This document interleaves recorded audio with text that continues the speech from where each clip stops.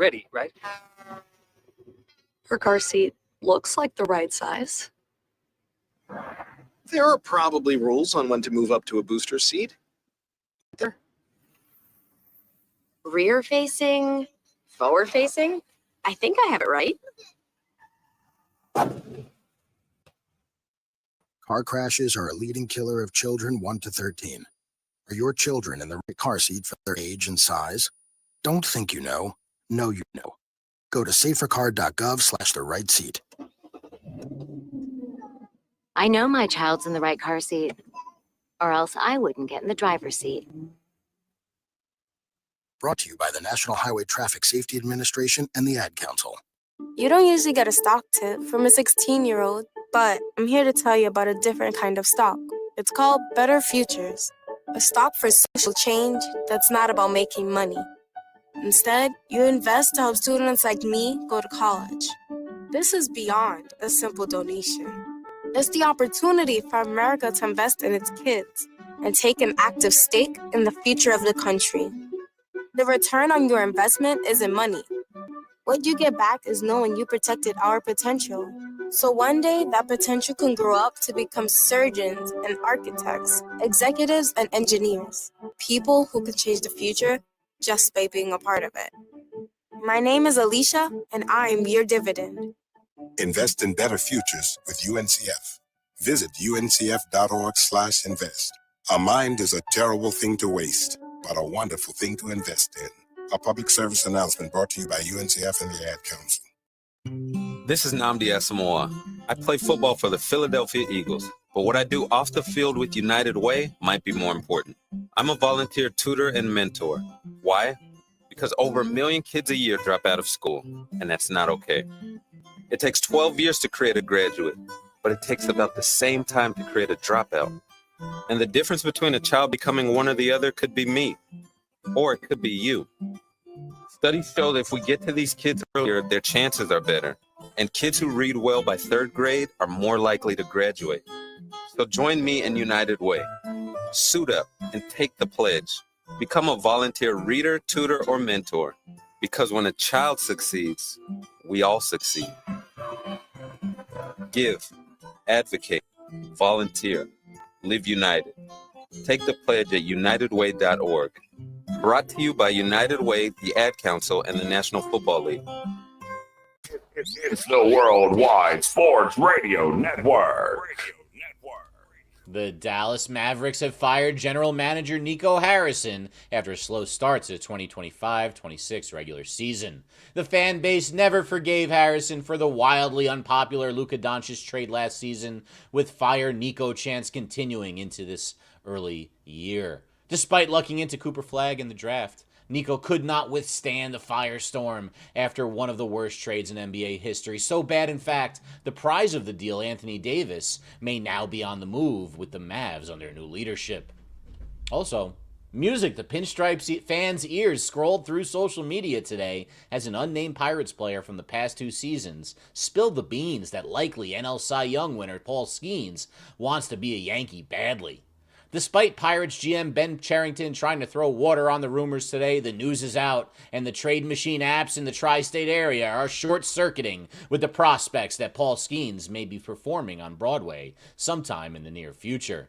And before we find out who is in like Flynn and what's that smell, we will crack a 6-pack with Speedy and make some Week 11 NFL picks on yet another classic, all-time, legendary, live Wednesday night episode of Jabba and the Mouth. Give him a significant. They're going to have a ton of money to spend. Why not put it in one of the top 3 offensive players in the league?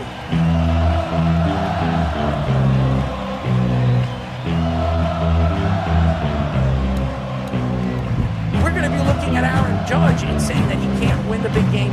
Michael Jordan said, I played 82 games. You don't see LeBron doing that. This is a game where you got to go perform. I told you, Giant fans, and Saquon Barkley at this point. I'm gonna fight them all. A 7-nation army couldn't hold me back. They're gonna rip it off. Say whatever you want about Patrick Dumont. He's the best quarterback in the NFL. Really?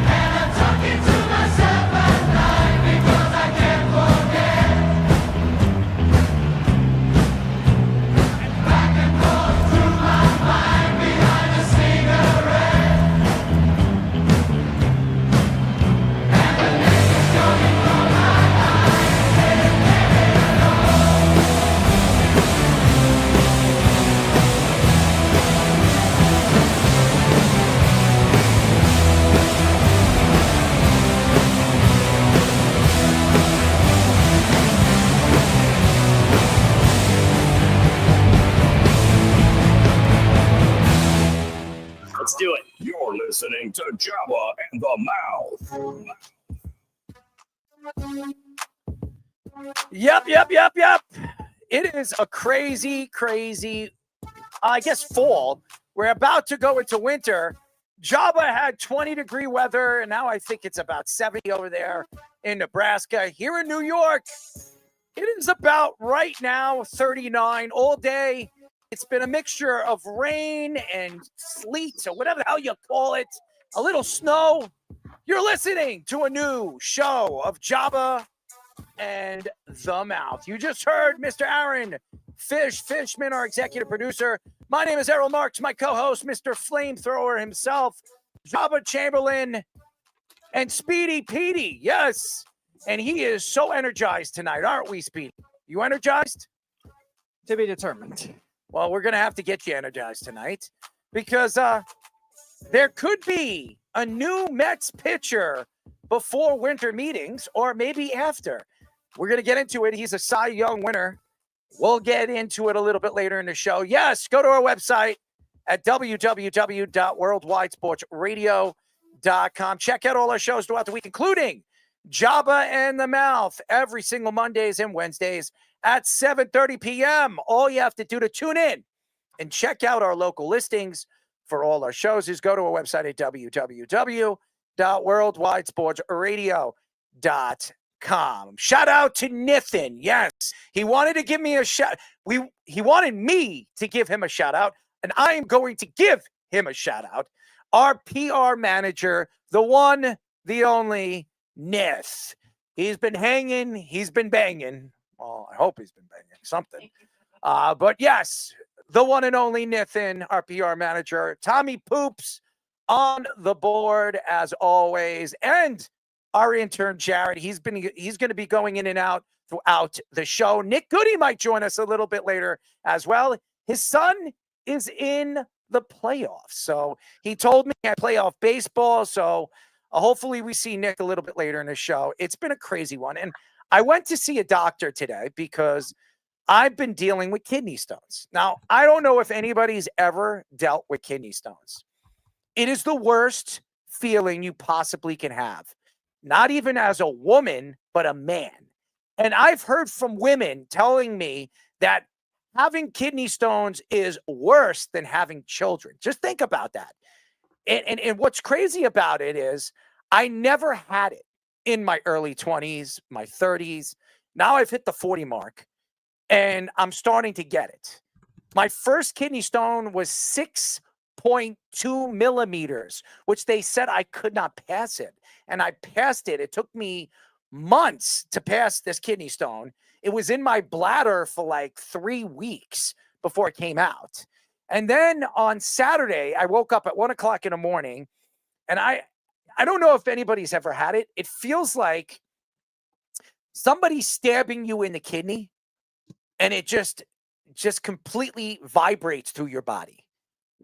You sweat, and your legs shake. Your body just completely diffuses, and it feels like you're about to blow up. And I crawled into the bathroom in so much pain. I knew what it was because I've had this before. And I told my girlfriend, you got to take me to the hospital. And I'll never forget when I walked through the hospital, they knew exactly what I was dealing with because they can see it in my face. My face turned pale white. I look like Casper the Ghost. Okay. And just think, it's a rock. And the one that I have right now that was passing through was about 2.5 millimeters. So it's about, I would say, how could I say what it looks like? I would say just look up 2 millimeter. I can't precisely tell you what it looks like, but it's a pretty big rock, and it's got to go through a tube all the way through to your bladder. Just think about it. A tube that's connected to your kidneys. It's got to trail all the way down to your bladder for you to pass it. And then it's got to go through a little pee hole that you got to piss out. It is the worst feeling you possibly can go through as a man.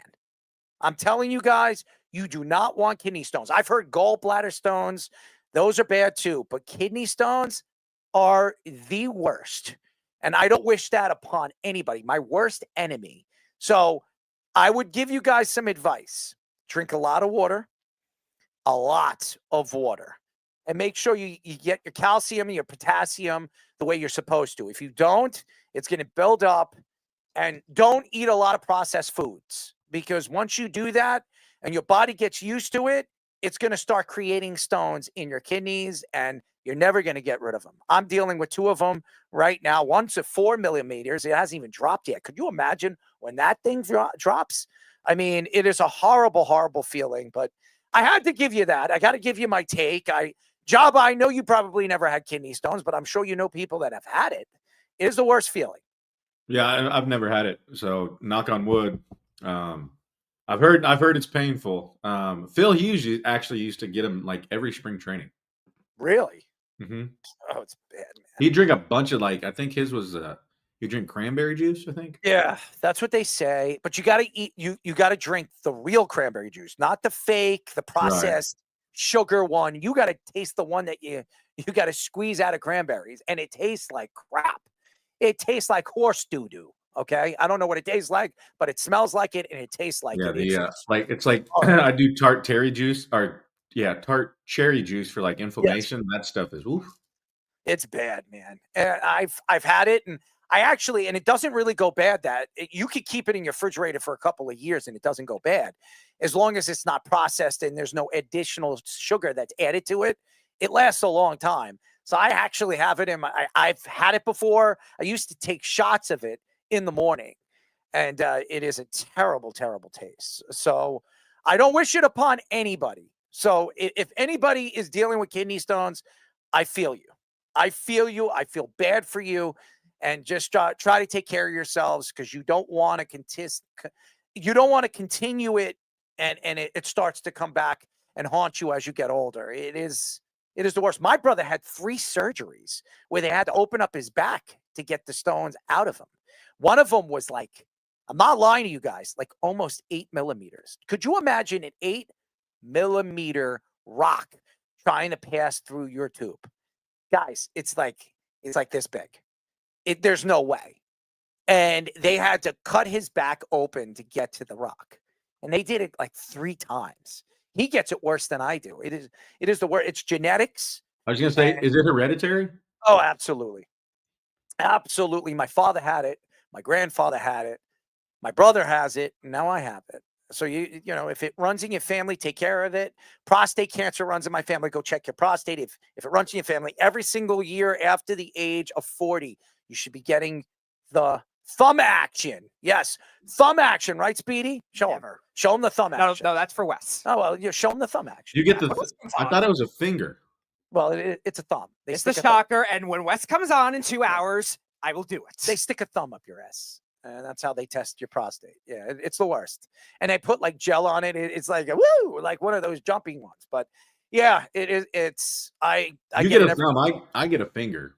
Oh, okay. Oh, finger in your ass. Oh, who doesn't? I mean, it's not the best. It's weird. I got it when I first signed. Before we get started, this is a weird story. So I'm getting my pre-physical, right, going through everything.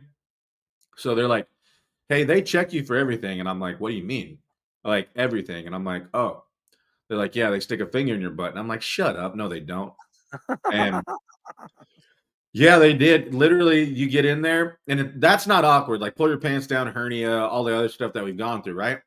He's like, "All right, bend over." He gets a thing of KY jelly. Oh, God. All in your belly.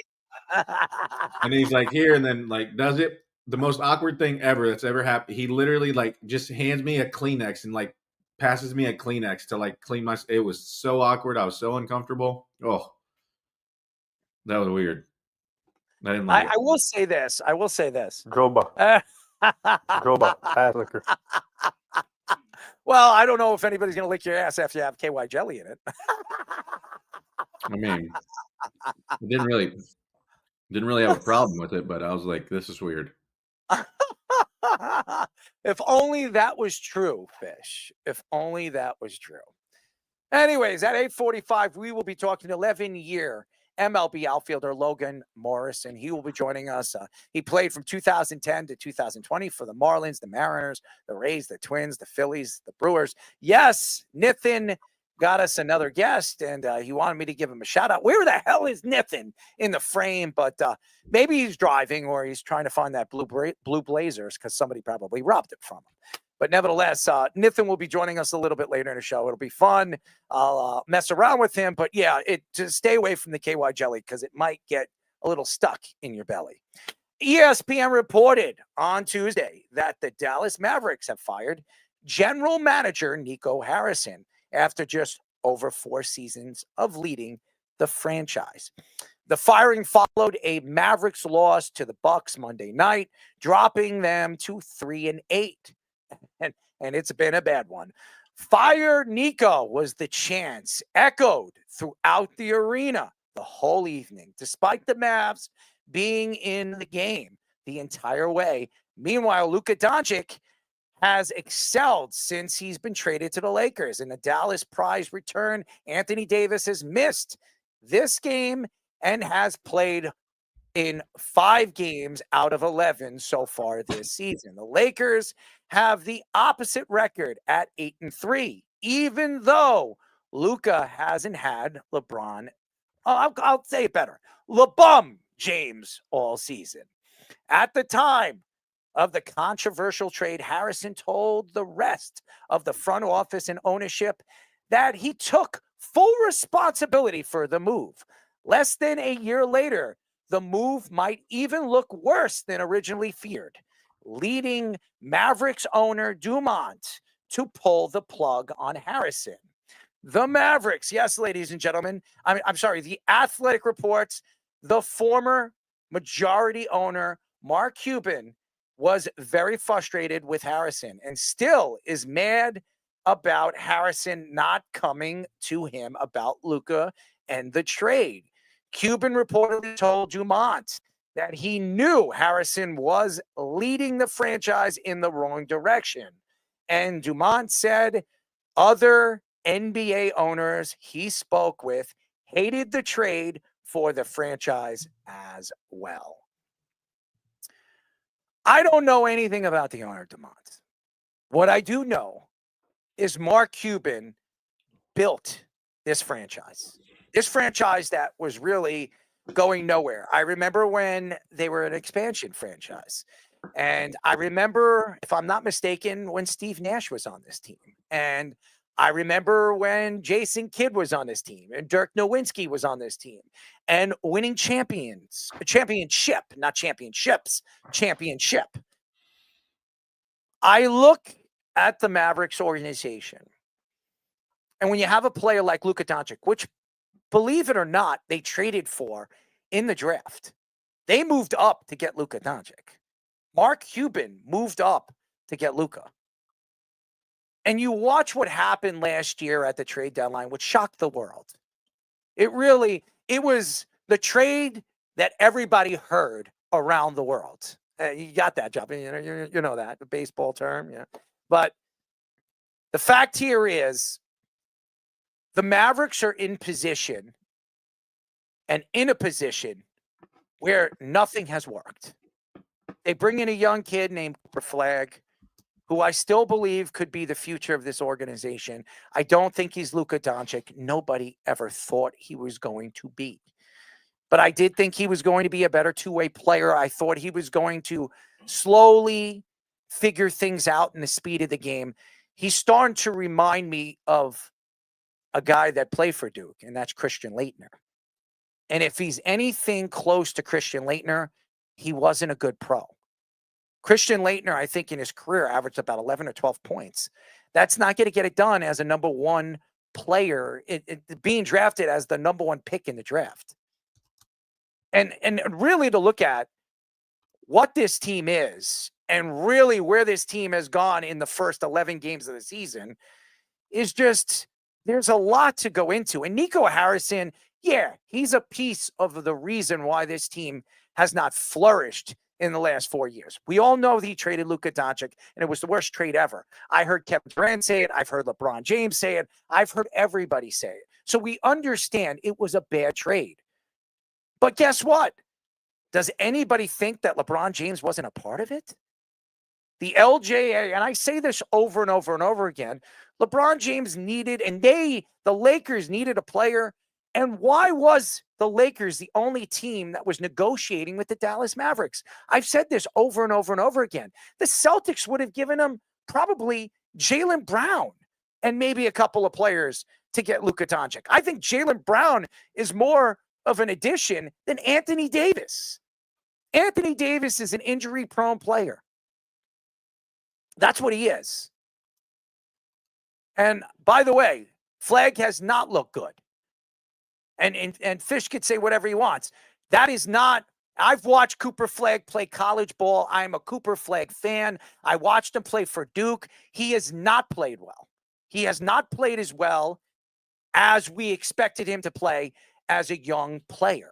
I thought he was going to really start off really, really strong, averaging between 18 to 20 points a game. He was not doing that. And he's not playing the two-dimensional basketball that I thought he was going to play when he came into the league. I watch basketball more than any sport. I follow basketball more than any other sport. I've said this many, many times. And I'm a Duke Blue Devil fan. So Fish, I don't care about one game. I don't care about one game. Stop with these statistics. He hasn't looked good. I don't care. You can come in when you want to come in after I'm done with my take. I don't care what you see with Cooper Flag. Cooper Flag has not played well. He hasn't. I thought he was going to come off a lot stronger. I know he's on a bad team, but he still has players around him. A lot more players than Luka Doncic does. Reeves has played well this year. Does anybody believe that Reeves is an elite player or a third player on a team on a roster? He's had a good season. It's early. Let's see as the season moves forward with LeBron James how good Reeves is going to play with the Lakers when he's on the court. And I don't care if he's going to get paid. Every NBA player gets paid, including the guys on the bench. The fact here is Nico Harrison is going to be pointed to by not just the Dallas organization, by the NBA, saying that he structured the opportunity for the Lakers to land a Luka Doncic, to give him a chance to once again be superior and be a contending team in the NBA, especially in a Western Conference that I believe should and will be dominated by OKC for the next 5 years. They needed that young superstar to take over for LeBron, and I believe that the NBA was involved with it. Now, I'm not going to assume anything because I don't have an inside source, but come on, guys. You look at the Lakers, they get everybody they want. The only player they never got was Chris Paul. Think about it. Chris Paul was practically traded to the Lakers. And then David Stern stepped right in and said, oh, no, this is not happening. This is not happening. If Chris Paul was ever traded to the Lakers, you know how many championships Kobe Bryant and Pau Gasol would have won with him?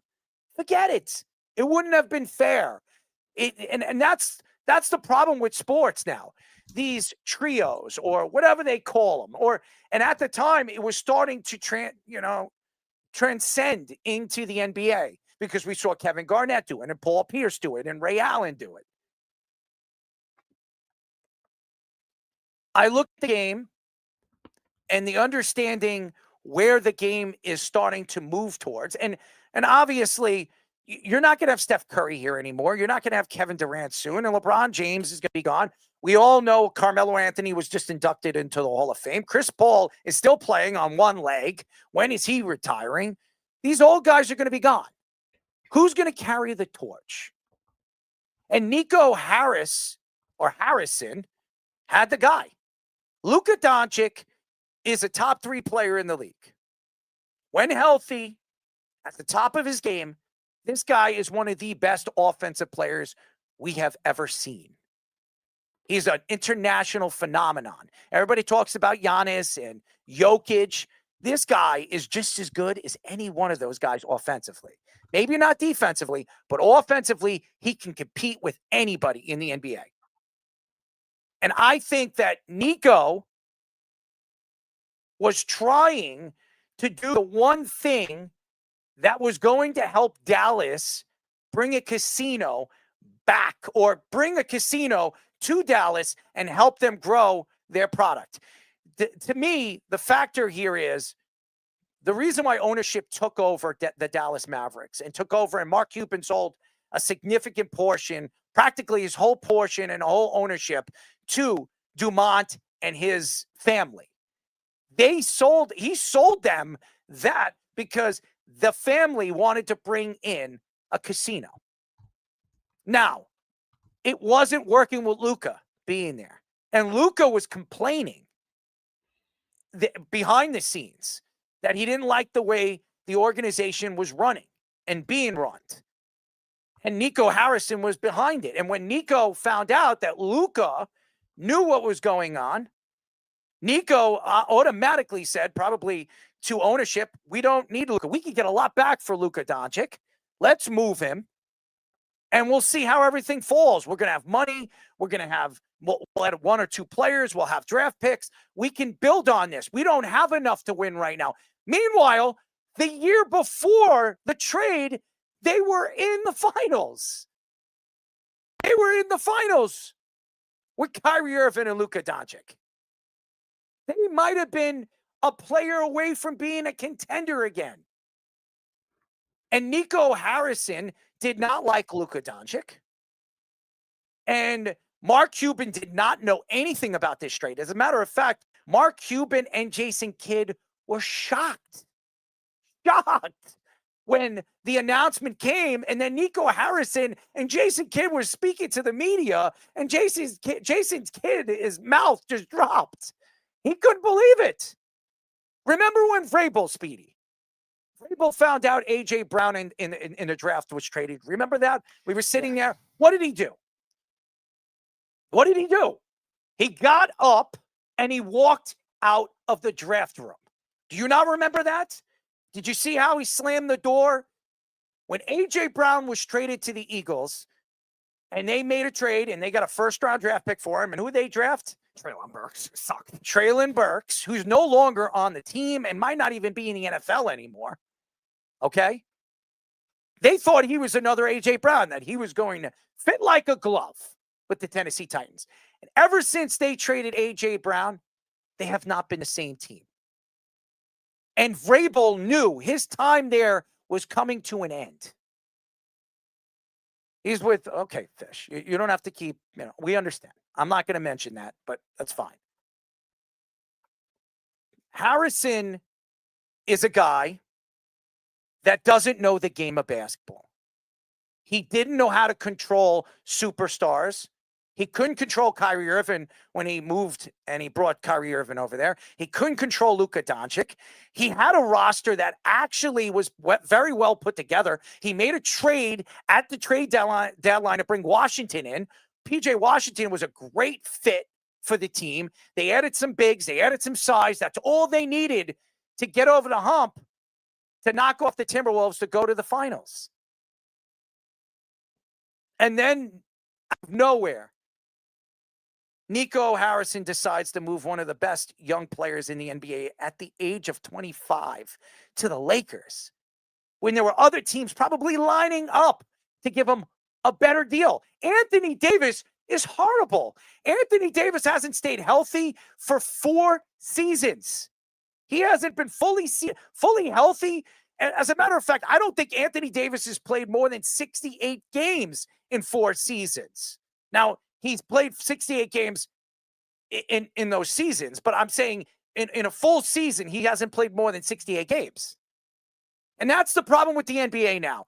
LeBron James, Greg Popovich, they've changed the game because they don't care about the regular season. They just got to get into the playoffs. They got to be, they have to have home advantage, top 3, top 4. And that's all it takes if you're a good team to win a championship. Nico Harrison right now is probably one of those guys that'll never get a job. again. Billy King, remember him? Speedy, you remember him? Nets legend. Billy King decided, okay, and I don't know if anybody remembers this. He had a great coach there, did he not? He had a great young coach who's now coaching for the Cavaliers, a New York native. Everybody knows who I'm talking about. He was there. One season, he decided that, you know what? I'm gonna bring in Kevin Garnett. I'm gonna make a trade for Kevin Garnett, Paul Pierce. I'm gonna bring in those guys. And what happened?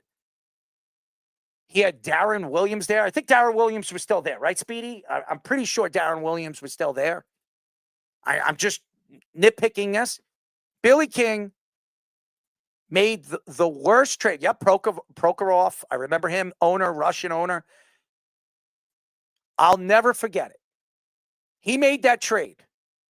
It was the worst trade in NBA history. You know why? Because the Celtics became rich. Because with that trade, the Celtics drafted 2 players that you know of right now that are in the NBA and they're superstars. Jason Tatum and Jaylen Brown. They got those 2 players from that trade. They got 5 first-round picks from the Nets to land Kevin Garnett. And I'm sorry. I'm sorry. The coach that I'm bringing up was not a part of that roster. I apologize, but I wanted to kind of shimmy to it. But I remember Billy King. Speedy, what's going on over there? Billy King is never going to get a GM job. He's never going to get an executive job after what he did with the Nets. He's never going to get another job after what he did to the Brooklyn Nets. He set the Nets back about 5 to 10 years. And that's even landing Kyrie Irving. That's even landing Kevin Durant and James Harden. It took a while for that to actually happen. But that trade shrank. That trade put the Nets in Beantownville, where they're trying to sneak out of the hole or trying to find their way out of the hole, and still to this day are still trying to figure out because of what Billy King did. I'm looking at what Fish is saying. The Nets had KG, Paul Pierce, Jason Terry, Darren Williams, Brook Lopez, Joe Johnson, all these guys. Here, Kevin Garnett was at the tail end of his career. Paul Pierce was at the tail end of his career. Jason Terry was at the tail end of his career. Darren Williams had how many ankle surgeries? He was done. Brook Lopez was probably the best player on that roster that was still one of the better big men in the NBA. And Joe Johnson washed up, practically done as well. Everybody thought that was going to be a contending team. And they weren't. Billy King was done. Within a year and a half, Billy King was fired, never got a job again. Nico Harrison, now going back to Nico Harrison, I could say the same thing about Nico Harrison now. Nico Harrison is never going to get a job again because no NBA owner, no NBA GM is ever going to see this guy, or an executive is going to see this guy is the right fit, a perfect fit to their organization after he made this trade that set this organization back for years. And even though they won the draft, and we all know the lottery in the NBA is absolutely plagued because I think the NBA is behind it. We all know what David Stern did with the Knicks in 1985 and screwed the Knicks for getting another first and number 1 pick in a draft with Patrick Ewing. I believe those balls are not bouncing. Those balls are only bouncing in Adam Silver's pants, and maybe he's picking it out of LeBron James's pants while he's doing it. This is not a fair draft. It's not a fair lottery. How do you go from trading Luka Doncic to winning the lottery when you were probably the 8th or 7th worst team going into the draft? How do you win the lottery like that? There's no possible way unless the NBA was tampering with it. And that's what they were doing. And they were trying to save Nico Harrison, because after he made that Luka Doncic trade, he said, oh, I got a plan. I got a plan. In the offseason, I got a plan. What was his plan? The only plan he made was getting that number 1 pick and adding Cooper Flagg and maybe trying to save the franchise. And it's going to take Cooper Flagg a lot longer than people think, because Cooper Flagg is still, I'm not going to say he's not good or he's not going to transition into a great player. He's still a little dry. I don't think he's the same player he was in college basketball. He still needs to figure out what his game is and how it fits in the NBA. Well, the game's also different in the NBA than college. Of course, and it's a lot faster. And you could see that. It took a little while for Cooper Flagg over the last couple of weeks to figure out how to put the ball in the net. As a matter of fact, his first 3 games, I think he was averaging about 9 or 8 points. And he needs to make sure he figures out a razor to get that facial hair. That's another thing. I think he needs to go back to what he was doing and what has worked for him when he was playing for Duke. So Coach K was on a podcast recently. And Coach K was asked, what do you think about Cooper and what type of player do you think he's going to be in the NBA? And Coach K came out and said, I think he's going to be special. I think he's got the ability to be a star in this league. He just needs the right temperament. He needs the right people around him that's going to help him grow. So I don't remember who was interviewing me, and if I did, I don't want to throw him under the bus. He asked him about Kyrie Irving. And he asked him, well, you coach Kyrie Irving.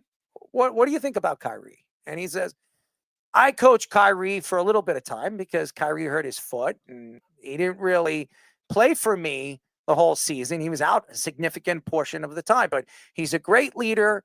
He's just a person that understands the game a little bit faster than most people. And then he asked him, what did he mean by that? And he said, well, the game comes fast to Kyrie, but the game slows down when Kyrie's on the court. And what he's pretty much saying is Kyrie, if Kyrie uses those abilities that he's gained over the years and what Coach K has seen him as a player, Kyrie would be the best player in the league, but Kyrie can handle shutting his mouth. Kyrie can't handle being a leader. As a matter of fact, Kyrie Irving has come out when he went to the Celtics. Remember that? And he said when everybody was talking about leadership and how the fans were booing him, and I remember when he threw something at the fan and he got sued. Remember that? That whole craziness over there in Boston? And that debacle happened. And I'll never forget it. Kyrie went out there on, speaking to the media and says, now I understand what it is to be a leader. When LeBron was dealing with me, when he was dealing with Kevin, the different personalities in the locker room and what it was going to take to have these personalities work together. He says, I can't do that. I wish I never left Cleveland. When you hear that from a guy who's so good and so special at the game of basketball, it kind of gets you worried that when he comes back after the trade deadline, because that's when they're assuming he's going to be back in February, what is it going to do to Cooper Flagg? Is it going to help Cooper Flagg, or is it going to push Cooper Flagg off the bridge or push him out where Cooper Flagg's going to say it's either me or him, get rid of him? And Coach K, he'll never put anybody down that he coached. Never. I've never seen Coach K ever put down a player in his career. Anybody's coach. That's why he picked John Shire to be his apprentice and eventually the coach. And now they gave him a 6-year deal, which I think is absolutely ridiculous. Honestly, Coach K is one of the best basketball minds I've ever seen. The one problem I could say about Coach K is honesty is always broken when he talks about his own players. And I'll go back to Nico Harrison. Nico Harrison was not honest to the fans. He was not honest to the ownership. And he was not honest to Mark Cuban. When Mark Cuban came to him before the trade deadline and asked him, do you have any ideas who we can bring in to make this team better? And Nico said, well, I'm looking at some things. I'll let you know when it happens. And then within 24 hours, he traded the best player for a bag of bones, for a bag of balls, for no reason. And nobody understands it. to this day, I don't even think Luka understands why he was traded to the Lakers. I don't think he's crying about it. I mean, Luka is a star. He's in commercials now. He's in LA. He's with all these beautiful women. I know he's got a girl, but I'm just saying he runs LA. He is the star of the Los Angeles Lakers. What would you rather be, a Laker or a Maverick?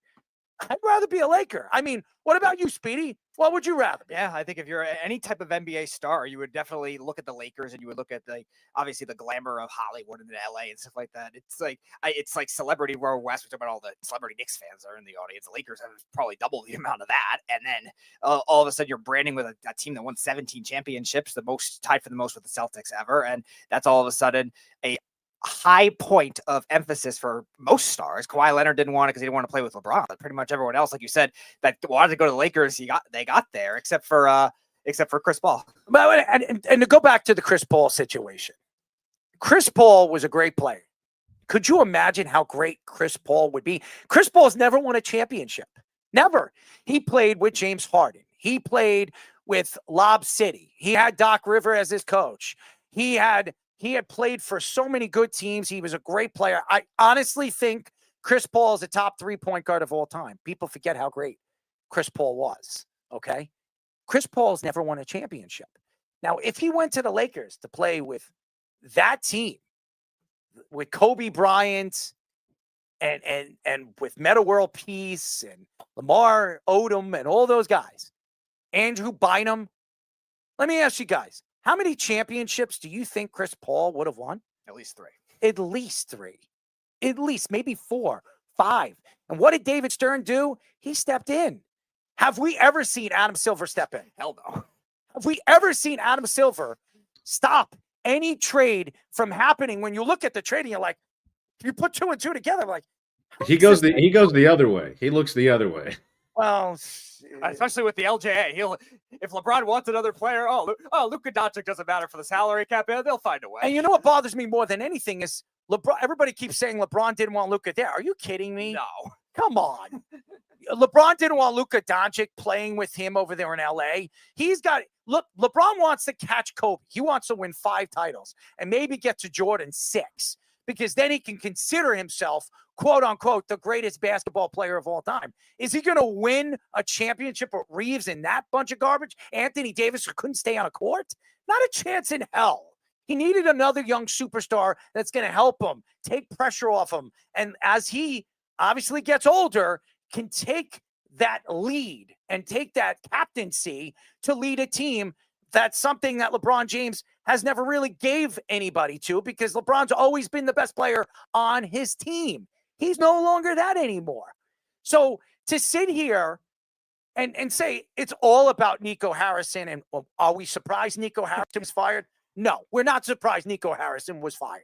I thought he should have been fired last year. Of course. I thought he should have been fired after that Luka Doncic trade. What is funny about this is we are 11 games into the season, and now you're firing him? How does that make sense? If you're gonna do it that quick, why? Like, what were they waiting for? Were they waiting for an excuse? Like, it doesn't make sense at all. I think because, and I'm going to go at this, and I understand what Fish is saying. Well, Cooper Flex played a little bit better. Cooper Flex is still a young player. And even though it's going to take a little while for him to develop, there's not enough players giving him the ball. He's playing the point forward. He's bringing the ball up and down the court, which he did in the NCAA, and we saw what he did in the tournament. He is not a point forward. He is not Luka Doncic. He doesn't have that kind of ability. He's not really that. He doesn't ball handle. That's one of the weakest parts of Cooper Flagg's game. He's not a bad ball handler. He's not a great ball handler. Just wanted to call and congratulate you. He's not. But the fact here is, when you look at the Harrison and what he did last year and where this team completely fell after the Luka Doncic trade, the Mavericks should have just got rid of him before the season started, start over, and then decide if you're going to keep Jason Kidd. Because I know the Knicks wanted to interview Jason Kidd, and the Mavericks would not allow them to. The Knicks wanted to interview Jason Kidd, and the Mavericks said no. And then I remember Jason Kidd wanted that extension, and it took practically all offseason for him to get that extension. And he only got that extension because they got the number 1 pick, and he wanted to stay there to coach Cooper Flagg. If they never got that number 1 pick, I think Kidd would have forced his way out. I really do believe that. I just think there's a lot with this failure of a GM and this organization that's trying to figure out who they are, what their identity, or what their identity is going to be when Kyrie Irving comes back.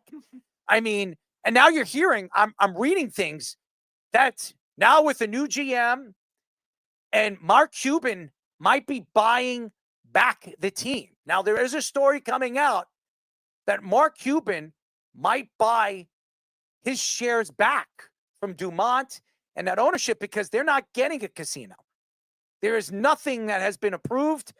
And they thought by trading Luka Doncic and doing the stuff that they did, that was going to bring something to Dallas, which it hasn't done. So maybe the Mavericks and the organization gets lucky, and maybe Mark Cuban is probably shaking his head and probably wondering why he did sell his shares to Dumont and that ownership, because it's ruined this organization. It's shaked up this organization. Dirk Nowitzki said something recently about the organization. He says that I believe in the organization that I play for. I don't believe in this organization. Think about that.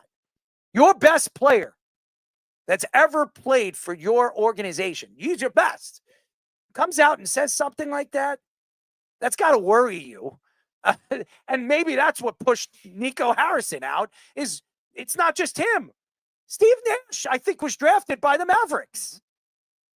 Steve Nash has been on his show tons of times with LeBron James and said, what the hell was this organization thinking trading away Luka Doncic? And you see LeBron smiling. Well, what did he say? Something treasure, another man's trash is another treasure. That's right. Another man's trash is another team's treasure, or something that he said on his show. And we're talking about Luka Doncic, a top 5 player in the league. Yeah. And LeBron smiling and smirking because Steve Nash is making jokes saying, what the F, and they curse on the show. So what the F is this organization doing? And what did this organization do to let this man trade arguably one of the top 3 players in the league to the Lakers? Makes no sense. And everyone knew it at the time. Like, okay, Nico Harrison, you want to make excuses. Oh, Luka Doncic had struggles with conditioning. Yes, Luka Doncic had some injury issues. Yes, he had some cramping issues that were uncharacteristic of him or the early stages of his career. That could be a lot of NBA players. You don't think NBA players load manage for cramping purposes or just stamina purposes, especially older ones throughout the year? That was your reasoning for trading Nico Harris in addition to drinking beers in the offseason for whatever reason. Yeah, that's your basis on this. Let's say you bring in instead Anthony Davis, who the first game that he plays in a Dallas Mavericks uniform goes down with injury, does not play again for the rest of the year. Now, 5 of 11 games this year he's played. And you're going to justify that as a part of a trade? I don't even care that you got the number 1 pick and got Cooper Flagg, because as Errol's mentioned many times, that is a result of the LJA, not a good GM actually drafting a number 1 pick, a generational talent, supposedly, that fell into your lap. You do not deserve credit for that. And by the way, like you're saying, he's been a bit underperforming so far this year for a number 1 pick that's supposed to be a generational talent. So Jarrett, our intern, said that Nash was drafted by the Suns and then moved to Dallas after a year. Whatever. Okay. I knew it was the beginning of his career. Okay, they flipped. I remember he played for Dallas, and I know he came out on his show. I skimmed through podcasts and I listen to certain shows because I want to hear their take. Nico Harrison obviously getting fired. It's been a big conversation on podcasts. Some I liked, most of them I didn't. But Steve Nash and LeBron James, the fact that they were talking about it and LeBron just smirking and really not saying much about it is pretty funny. Well, yeah, you're going to cover up anything that says, all right, oh, I didn't have anything to do with this. Oh, I didn't want to orchestrate it. Maybe we've heard GM LeBron for decades do whatever he wants. Now, never to the player of Luka Doncic's caliber, but he did the decision. Him and Dwayne Wade teamed up in Miami. Got Chris Bosh over there. I think Luka Doncic probably a better player than Chris Bosh was, but Chris Bosh is probably a future Hall of Famer. So you're looking at a case where LeBron, based on that track record, isn't going to have an argument to say, oh, I didn't have anything to do with it. If I were the Lakers, I just hired Nico Harrison. I mean, seriously. It does deserve a complimentary role in the team. If I were the Lakers right now, I'd say, you know what, let's bring him in. He could be a part of our executive panel. If it's a branded position for him. He just gave us Luka Doncic for practically a bag of balls. Why not? Let's hook him up. I mean, would the NBA look into that? I mean, they're looking into everything else, or they're not looking into enough, as Adam Silver finally opened up his goddamn eyes with Chauncey Billups and Terry Rozier and Mr. Jones. So, I mean, I just think that the NBA is just, they're blind. Ever since David Stern has stepped down, this is an organization that's trying to find its way back up again. And the league is run by the players. And I make a joke, it's the LJA, but it's bad. And it really starts to, it starts to pile up. And when you watch the All-Star games, now they're trying to find ways how to make the All-Star games even more fun to watch. And Good luck. They're making it worse. Yeah. Nobody cares anymore. I just think it's sad because the NBA, the All-Star weekend was always something everybody was looking forward to. The slam dunk contest, but nobody wants to go into the dunk contest because nobody wants to get hurt, you know? LeBron James. And even a three-point contest. And we all know Steph Curry and now they're bringing some of the women, the great shooters in the WNBA to play and compete with the men. And that's great. It really, really is great. Is it drawing people to want to watch? And the answer is no. But everybody's going to say, hey, wait, but sponsorships are up. Oh, yeah. Advertisements are up. People are watching. It's on ESPN. They have a multi-billion-dollar deal, a multi-trillion-dollar deal. Is it really as bad as everybody makes it seem to be? And the answer is yes. When I go to a basketball game and I'm wondering if Jalen Brunson's going to play because, hey, his pinky is hurting him and he's not going to play in this particular game, and I'm not going to see Josh Hart because his back is hurting him, and I'm spending $300 a ticket to watch these guys play a basketball game. Yeah, it would piss me off if I'm buying these tickets for me and my girl. I know. It's just, and that's tough. You see those signs with like kids, you know, that literally like we drove X amount of miles or whatever. Yeah, it's definitely changed. But I would like to know, and I know it's probably different from organizations, like truly, genuinely, what is, obviously there's probably not a resume of what the GM is, but I would kind of like to know like the outline of the, like, or the parameters of like, what actually is the GM role as far as communication, as far as trades, talks, like involvement with the team and what have you? Like it would be interesting to see, and I doubt anybody would like ever let anybody in to see like exactly what is it. Player power of the NBA. Mm-hmm. Yeah, it's just so different because you see so much, I guess, difference of what that role like looks like from the outside in, right? Like this, Chapa. Think about this. The New York Knicks, okay? They brought in Leon Rose, right? Leon Rose brought a GM. He brought his old, you know, band of brothers, okay? And Leon Rose is the guy that you got to go to close out a deal. But he's not the GM. Everybody gives Leon Rose all the credit in the world because he's the one that made the move for Jalen Brunson, all these guys. He didn't make any of those moves. He's not the GM of the team. He is the president of the New York Knicks. He hired those guys under him to make those moves, the basketball operations. But Leon Rose is the face of the New York Knicks and the executive core of guys that he brought in. Worldwide West is there, and he's one of the smartest and educated basketball minds the NBA's ever seen. Why? Because Leon Rose wanted him to be his guy that's going to give him the whisper. Anybody watch the Knicks games and you see Leon Rose on the side? Who's he sitting next to, Speedy? Worldwide West. Worldwide West. Why? because he's the one that's giving Leon Rose all the information, showing him what he sees, finding ways and finding guys that would fit the culture of this roster and this team to be a championship contending team. That's the same thing with Jerry West. Everybody asks why was Jerry West so smart? Why was he so good at building teams? Here's the reason why Jerry West was so smart and so good.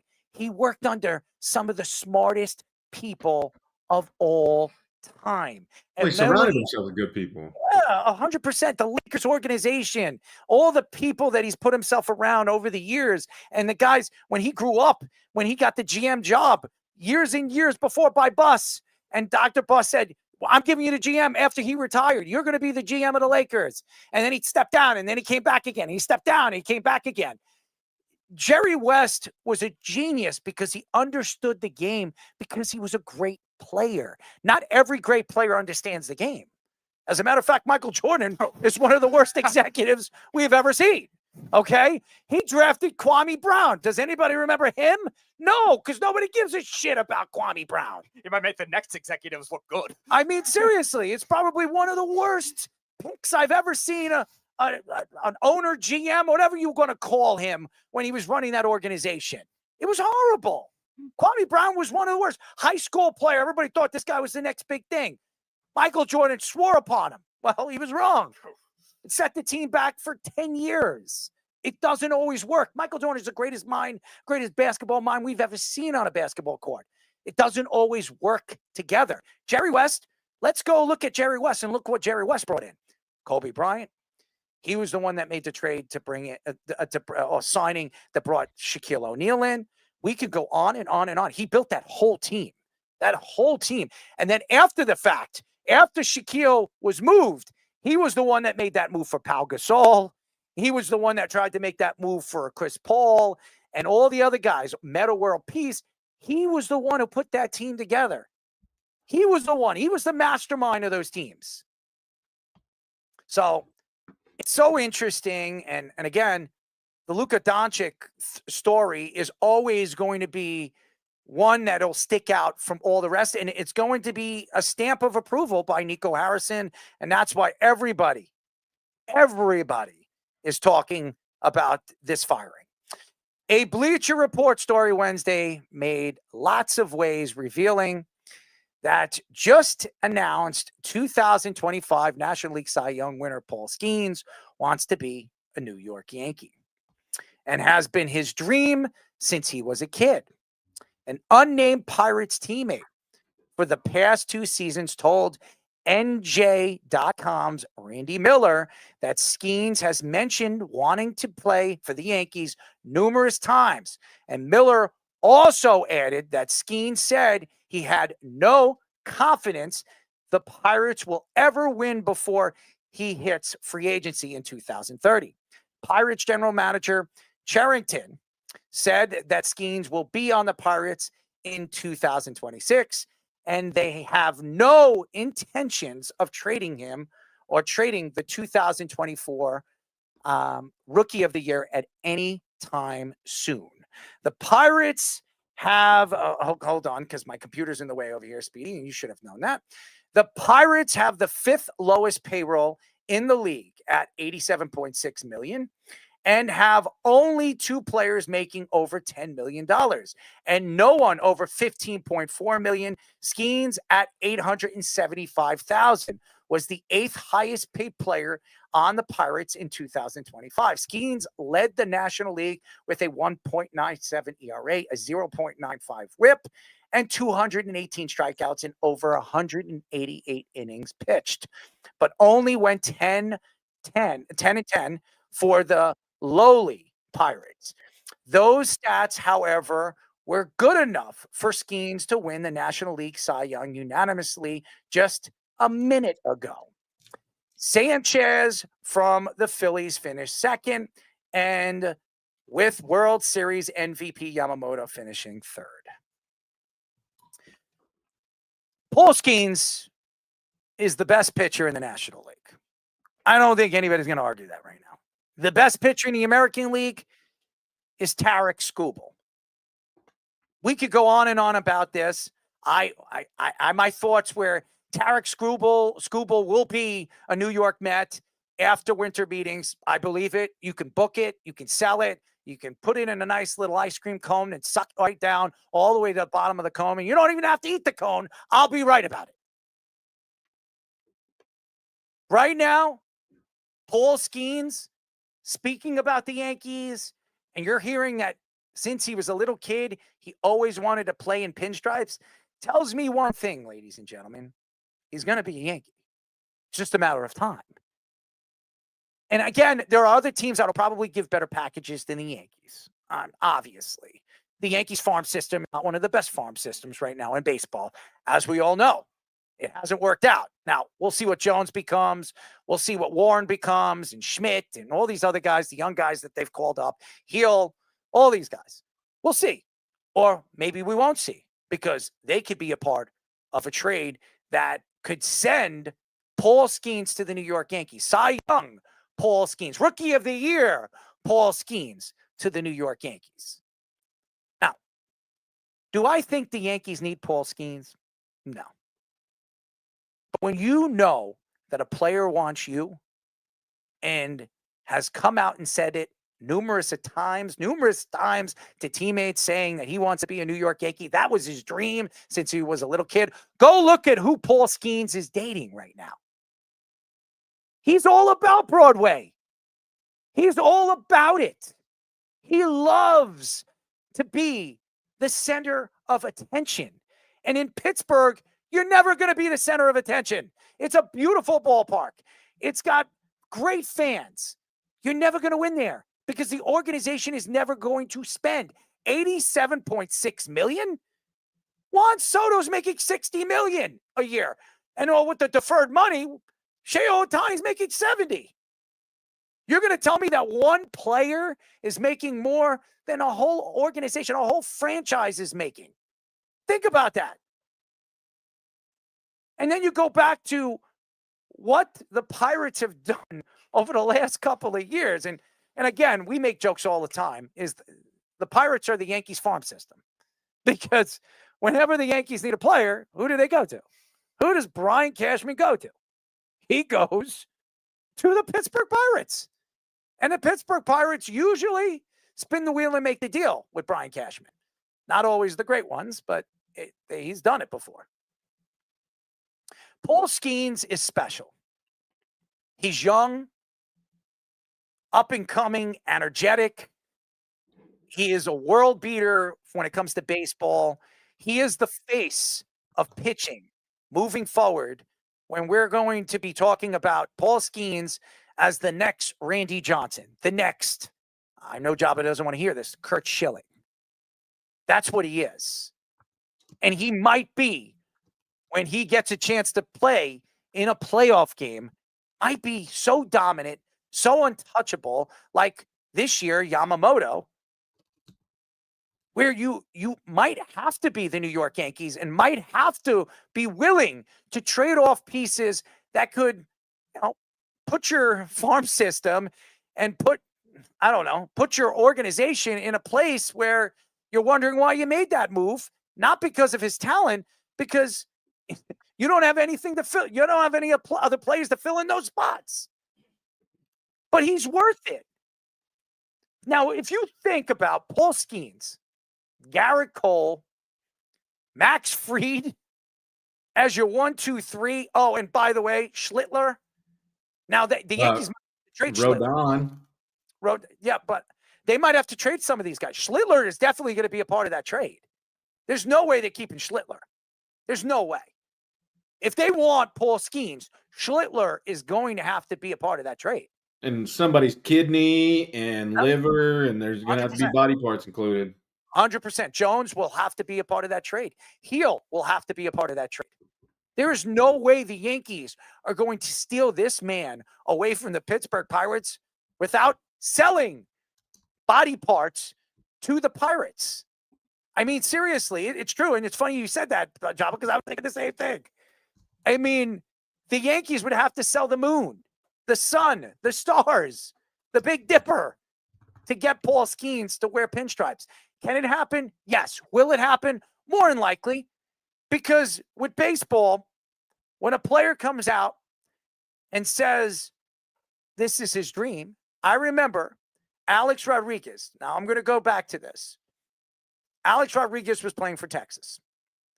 It was pretty much a done deal that he was getting traded to the Red Sox. And something fell through, something happened in the trade that blocked it. And then Brian Cashman jumped right in, made the trade, and Alex Rodriguez became a New York Yankee. And I'll never forget when he went up there and he spoke to the media and he said, I'm happy to be a New York Yankee. It was a dream of mine since I was a little kid. And then one of the media guys went up there and asked him, well, what about the Red Sox? And he said, well, that's the Red Sox. This is the Yankees. Think about that. That's the Red Sox. This is the Yankees. And that, ladies and gentlemen, is why playing in pinstripes is different playing anywhere else. And I think Paul Skenes knows that. I think Paul Skenes understands that if you win in New York, you're a god. You're in everything. And Paul Skenes knows that. And he wants to challenge. He knows his stuff is as good as anybody's. He knows that if he goes to New York, he's the best pitcher in the world. He's going to bring a championship home to the New York Yankees, and he's willing to prove it. He's willing to take on the challenge. A lot of pitchers did not accept that. A lot of pitchers. We've seen so many great pitchers come through New York, and it never worked. Never. Never. And that says a lot about this kid. And what does it tell me about what the Yankees need to do moving forward? I think the Yankees need to sit back. Let the Pirates go to him. Let the Pirates go to them. I just don't think they I mean, because yes, they have young talent, but as we've seen, they don't do anything with it.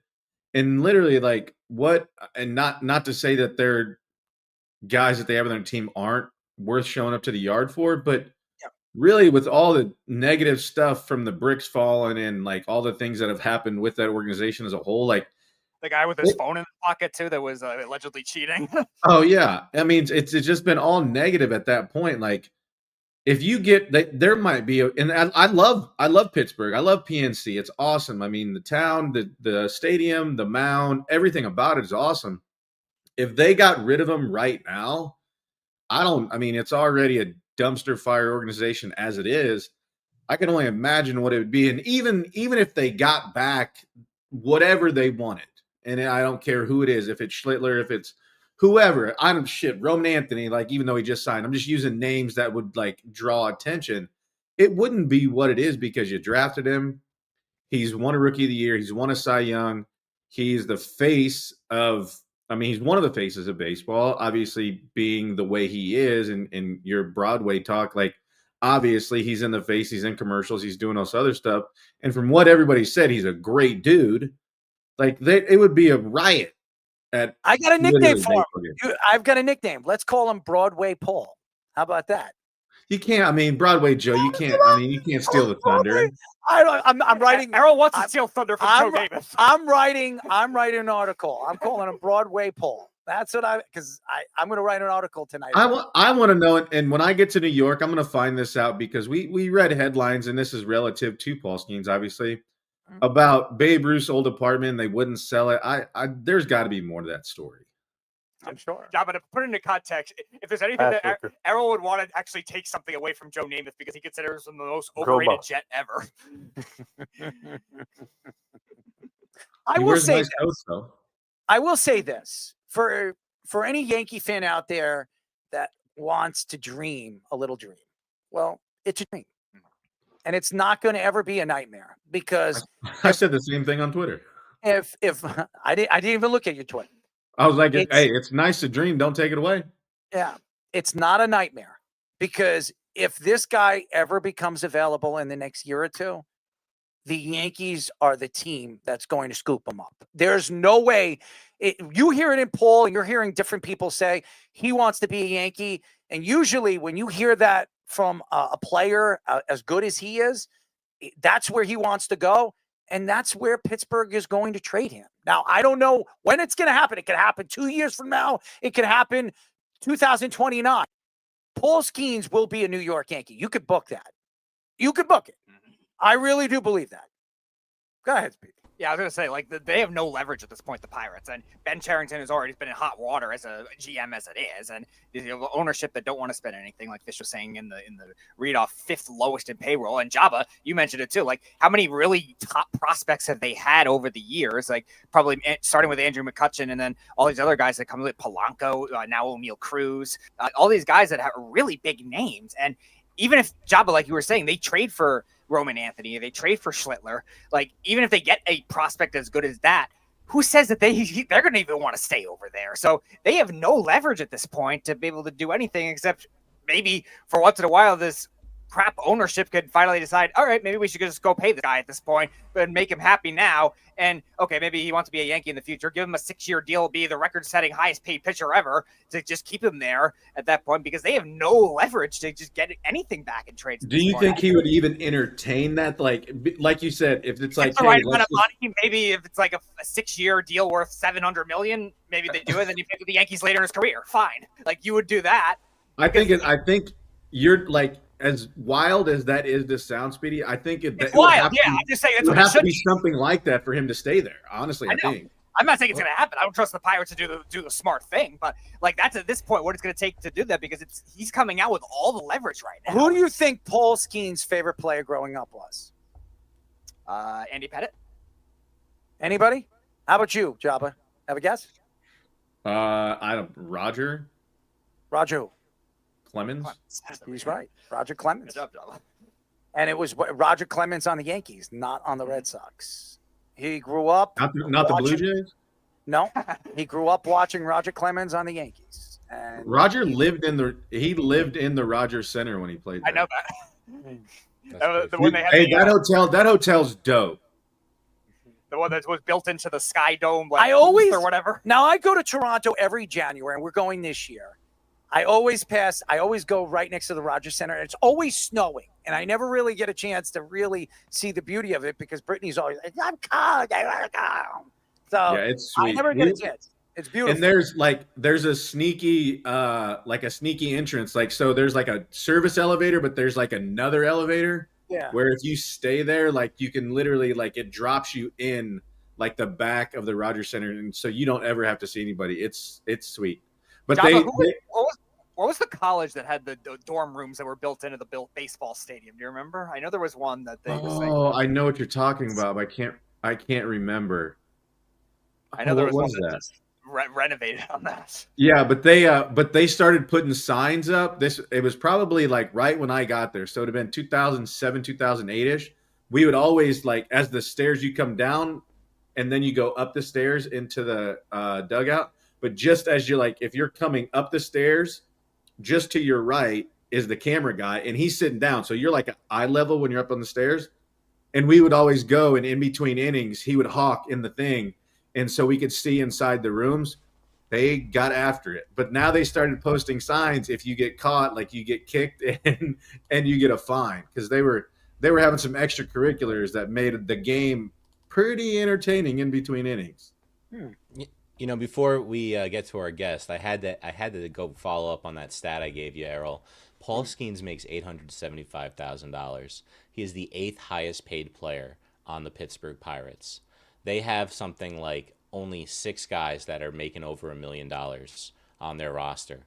Andrew McCutchen makes $5 million. He is the 3rd highest paid player on the team. Highest paid player, Mitch Keller, $15.4 million. He's not a great pitcher. And that's the team. They would have to give he's gonna want what, a $15-year deal. He's gonna get Boris. We may be talking the word trillion if we're gonna wait till he gets to free agency. Not trillion. I don't. 15 for 1 trillion. 15. 15 years. I think he's not gonna want 6. He's gonna want until he retires. I think I just said that as the Pirates' last-ditch effort. I think because he's a pitcher, I think he's the first like $750 million pitcher or something like that. That's what he's going to get. I wouldn't say billion. I would say $750 million. This is a guy that pitches every other day. So I would say that Paul Skenes is going to get that kind of money. That's why I think it's like silly money. that he's going to get. And I'm obviously joking about Trillion. He's not staying in Pittsburgh. I got it. But that's the whole point, guys. Like, the Yankees have a great shot at getting this guy. Now, the question is, it's probably not this year. But if we're talking about it now, it feels like it's something we're going to be talking about a lot as the season goes on and into next offseason. All right, ladies and gentlemen, my deuce of the day. The deuce of the day. You log. Not a log. I don't have a log, but you know.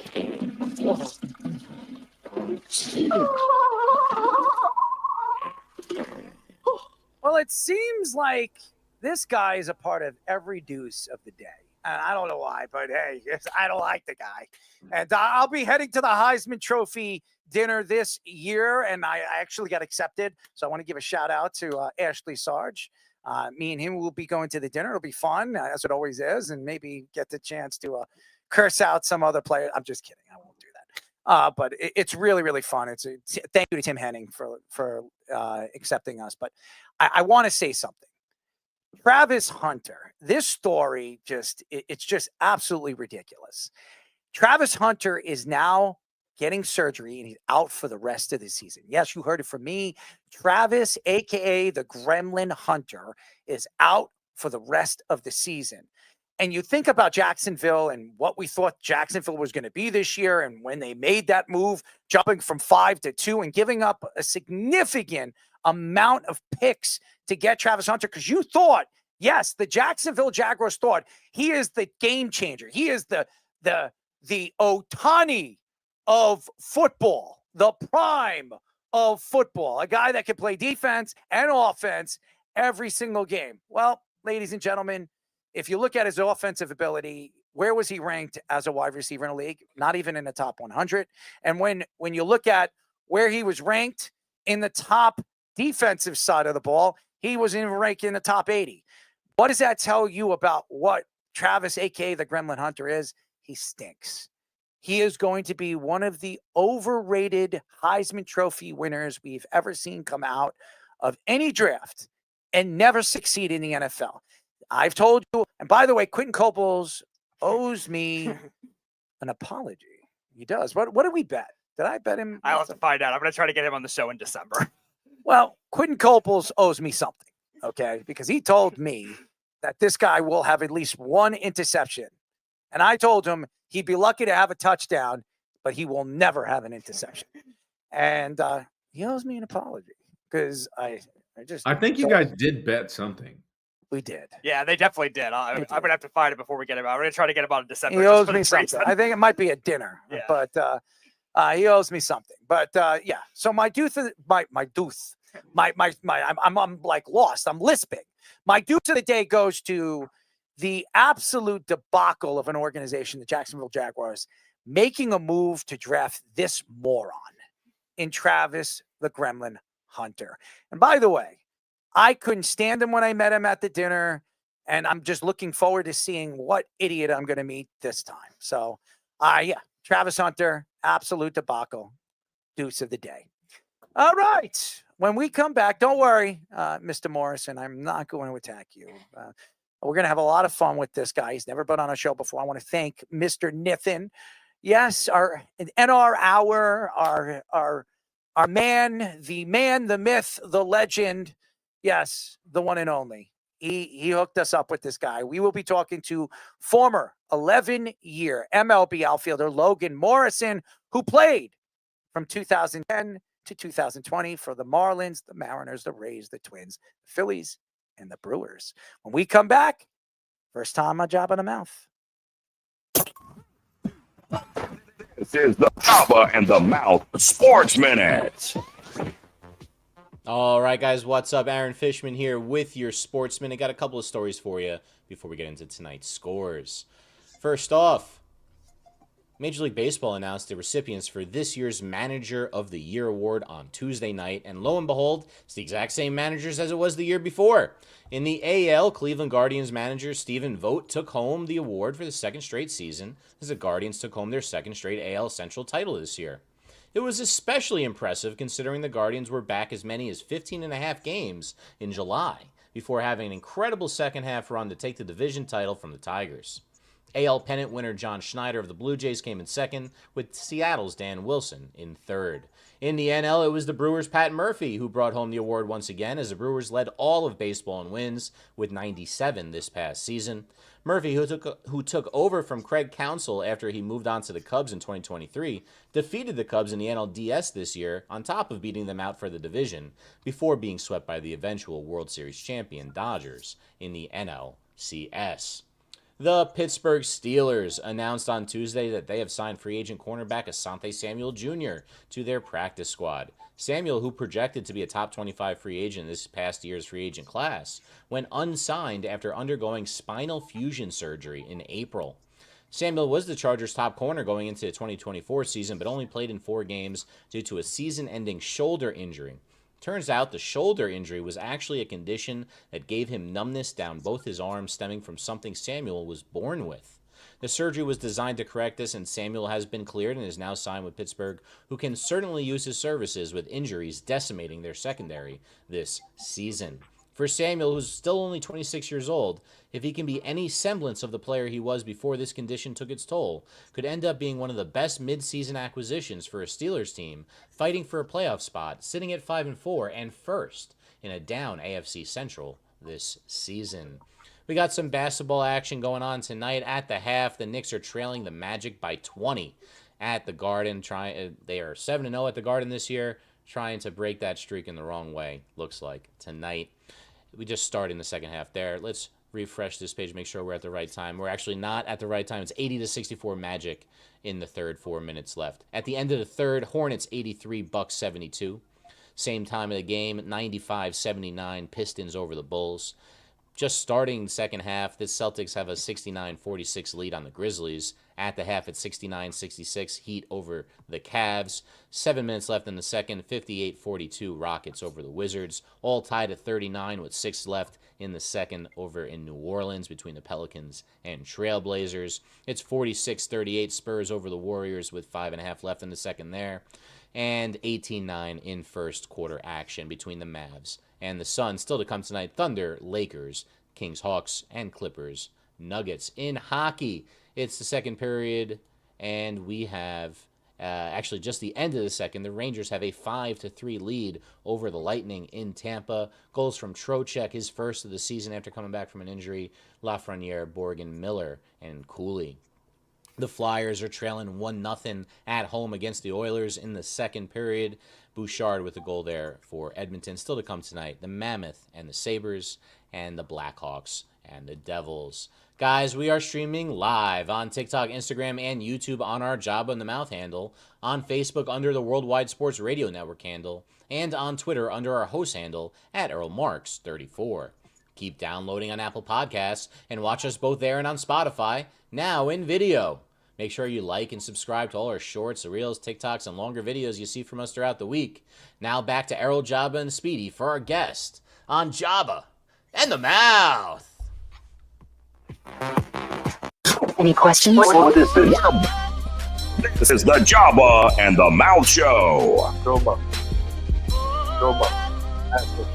This is not a panty dropper. 631 672 3108 is another to call. You're listening to Jabba and the Mouth. I'm the Mouth, the one and only Errol Marks, my co-host, Jabba Chamberlain, and Speedy Petey. Oh, I like this. I hate Kanye West, but I love this track. Go to our website at www.worldwidesportsradio.com. Check out all our shows throughout the week, including Jabba and the Mouth, every single Mondays and Wednesdays at 7:30 p.m. All you have to do to tune in and check out our local listings for all the shows is go to our website at www.worldwidesportsradio.com. And ladies and gentlemen, Jabba in the Mouth is brought to you by Omaha Steaks. And ladies and gentlemen, they're giving you an extra 10% off if you hit the Jabba and the Mouth logo. Just click the link and go to omahasteaks.com/Jabba in the Mouth, or go to our website at worldwidesportsradio.com and click the Omaha Steaks logo. Ladies and gentlemen, if you like your steaks, you like your beef. Speedy loves his beef. He definitely likes to fill his stomach up with all the beef that he possibly can, but he doesn't have enough money. Well, ladies and gentlemen, for the holidays, why not get your beef at Omaha Steaks for 10% off. Hit the Jabba in the Mouth link and you get your beef for a good price. And ladies and gentlemen, before I get the guest in, I just want to say something. And I had Speedy and Mr. Poops look up these numbers, okay? And I want you guys to understand something on why I compared Leitner and Flagg. And I know it's still early. Cooper Flagg is averaging 15 points a game, 6.8 rebounds per game, and 3.1 assists per game. Christian Leitner's rookie year, he averaged 18.2 points per game, 8.7 rebounds per game, and 2.8 assists per game.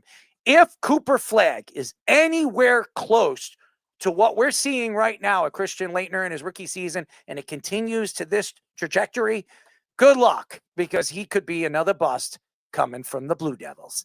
I'm just saying, that's why I tried to compare. I mean, they're almost the same size, too. Christian Leitner is like 6'10". They say 6'11". He's 6'10". And Cooper Flagg is 6'9". So very identical. And both guys, well, Christian Leitner won 2 national championships. Cooper Flagg only played in 1, and he didn't even play in a national championship. He played in the Final Four and lost against Houston because the team choked. Thank you to Shire. Anyways, I got a lot to get into with this man, and we are now talking to former 11-year MLB outfielder, the one, the only, Logan Morrison. Logan, what is up, buddy? Not a whole lot. How y'all doing tonight? Well, what you obviously are from down south. I mean, how y'all doing tonight? I mean, I can't speak like that. I'm more of a New York guy. I got a very deep accent, and you got a nice, like, breezy accent. You don't say. You're from New York? I'm from New York. I couldn't guess. Yeah.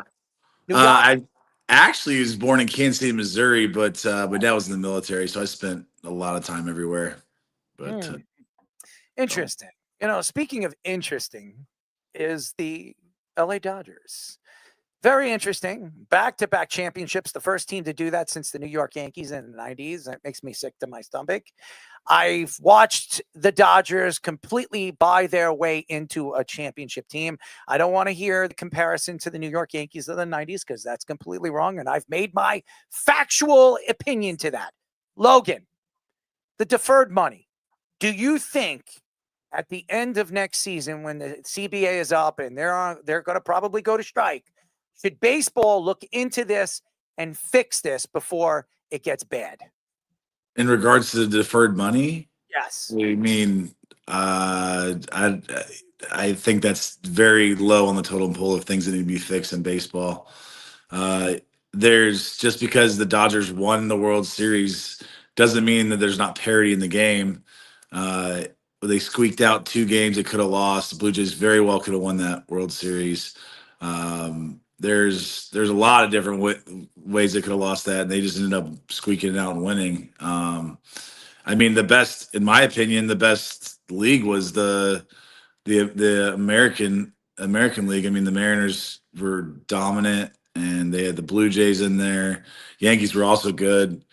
I mean, I don't know. I think there's a lot of parity in the league, and deferred money is very low on the totem pole of things they need to be worried about. They need to worry about getting other teams to compete. The Pirates, I think you guys were talking about it a little bit, but the Pirates are one of the most profitable organizations in the league, but they continually cry poor and don't spend money on their team, even when they have a good core like they do now.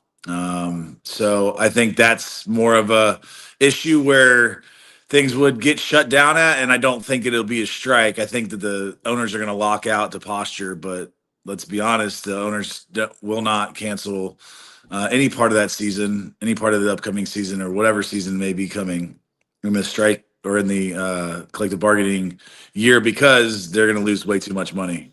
They have way too much money on the line. So Logan, you say coulda, and I say coulda, shoulda, woulda, because I grew up and my father was very straightforward with me. I could have done this, and I coulda, shoulda, woulda. All right. So I want to say something, and you say deferred money is not a problem. Well, why is there a story coming out right now that the lead team to get Edwin Diaz and Kyle Tucker in the offseason are the Dodgers? And the Dodgers keep buying players after player after player. And now they're going to bring in one of the best relief pitchers in baseball because their relief pitching was horrible. And one of the best outfielders in baseball with a great amount of power. You're going to tell me that this isn't a problem? This is an absolute problem. And when you're watching it right in front of your eyes, if this happens, I mean, this is making me sick. This isn't fair. This is not making the game fun to watch. Well, you're speaking coulda, shoulda, woulda, and you're speaking in hypotheticals. nothing has happened in the free agency yet. Well, I there was a lot of hypotheticals about Sasaki, and I said, well, watch the Dodgers get him, and they got him. I mean, it to me, it just seems like whenever the Dodgers want something, they're just going to go out there and get it. And they're going to do it in a way where, hey, you know what? Every team could do it. That's what everybody says. Every team could do it. Here's my problem with that. You have to go to the players in the beginning in the process and say, listen, we're going to defer money here and here and here so we can bring this guy to play with you.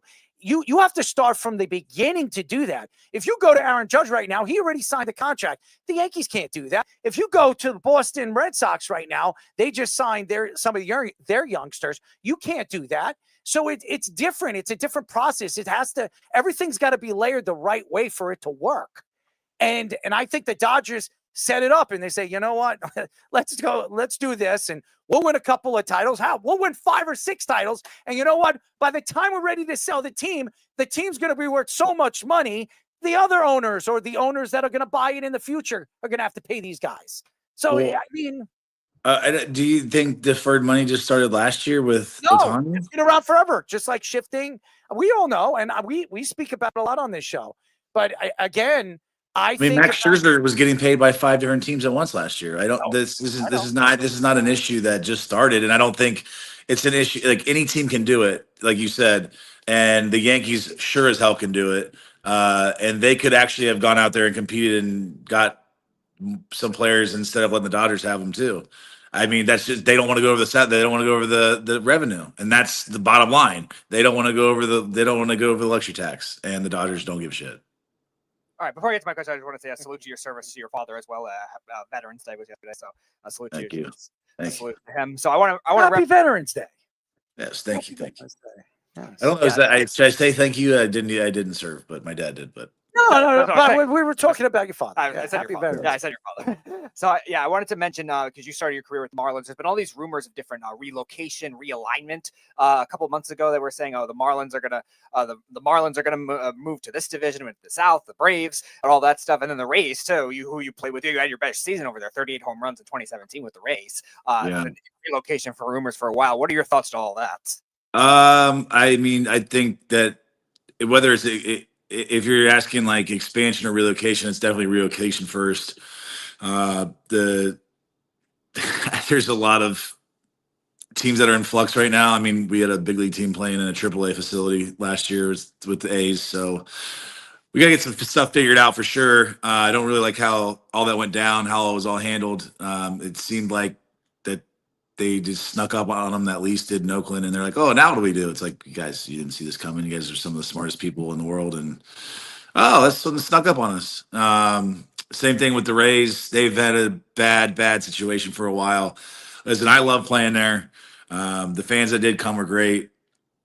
There's one bridge in and out of St. Pete, and it's tough to get in and out. And when you got all those people come in, they don't have a subway underneath the water there. They don't have any of that kind of stuff going on. So I can see why people don't want to go to the games. That's not the reason that they don't compete in revenues and or in payroll, because we all know that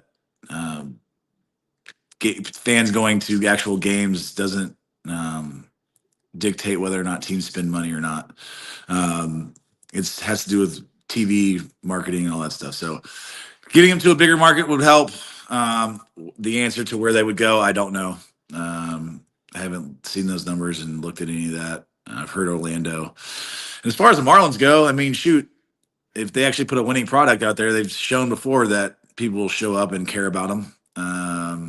They just got to, maybe win a couple years in a row here. I'm sorry. I have to laugh at that. Go ahead, Joppa. No, yeah, it's just what's up, Logan? How you doing, bud? It's been a while. Yeah, it has. I know. Now we're just old and crusty, bro. Yeah, I think the last time I saw you, we were having beers at Grand Falloon in KC. KC, yeah, for sure. That place always it never misses there, man. Mm-mm. No, so it's like it's the deferred money we always talk about, and it does frustrate me too that it's always that thing. And I brought this up to Errol too. It's like that's all they said about the Yankees, and this had another thing when we won in 09. But you obviously getting a chance to play with different organizations, and like as the game was slowly changing, as you saw from when you started to the analytical aspect of it, and knowing the type of player that you were and your personality and things, and obviously playing against you. I don't think I ever faced you though. I don't think so either. No. But just being around and knowing guys, like, do you think from the time that you got in, I was a little bit before you and you were a little bit after me. Do you think the way that the analytics have played a part in the game have added or subtracted? And do you think there's still enough eyes on the product that this game is going in the right direction? Yeah. So I think analytics has definitely changed pitchers' approaches to the game, hitters' approaches to the game. The shift all did that kind of stuff too. Me coming personally is like I gotta get the ball in the air because I'm hitting these hard line drives to short right field, and the second base is just waiting for me, and I'm not fast enough to run it out. So I had to, change my approach, change my I guess game plan at the plate, and just get the ball in the air, hit the ball out, walk and strike out. That's the only way I was gonna hit the ball in the gap. Anyway, I was gonna be able to make any money in the game. So analytics changed that for me. I mean, if you look at when I first came up, I was 220 soaking wet, and I think I hit 280 my first half season, led the league in triples at 7. And then the shift came in, and it was like, well, shit, I can't keep doing this. So you got to figure something else out. And then let's see. The other question was, what was it? I'm sorry. Just if there's enough the analytics taking over for like actually putting your eyes on the product. And I use guys like if a Pedroia and guys, you're not talking about exit velo, the size and projectability. Like if he shows up right now, he's not on your team, but he's a rookie of the year, MVP, World Series champion, and a guy you want to play with. But now it's like, is there enough of that now, or does that get overlooked in the game based upon all these dudes in the front office? Yeah, what's crazy is like you look at Josh Hader. I was talking about that like when I was with the Twins and I was facing Hader, and it's like this guy's got one pitch. He was in the minor leagues, and I don't know if he was getting hit down there or not. Probably not. But like, does he actually? Because he's only throwing 90. The radar guy only said 95. Like, does he actually make it up, or are they worried about him not being able to, get guys out of the big league level, that kind of stuff?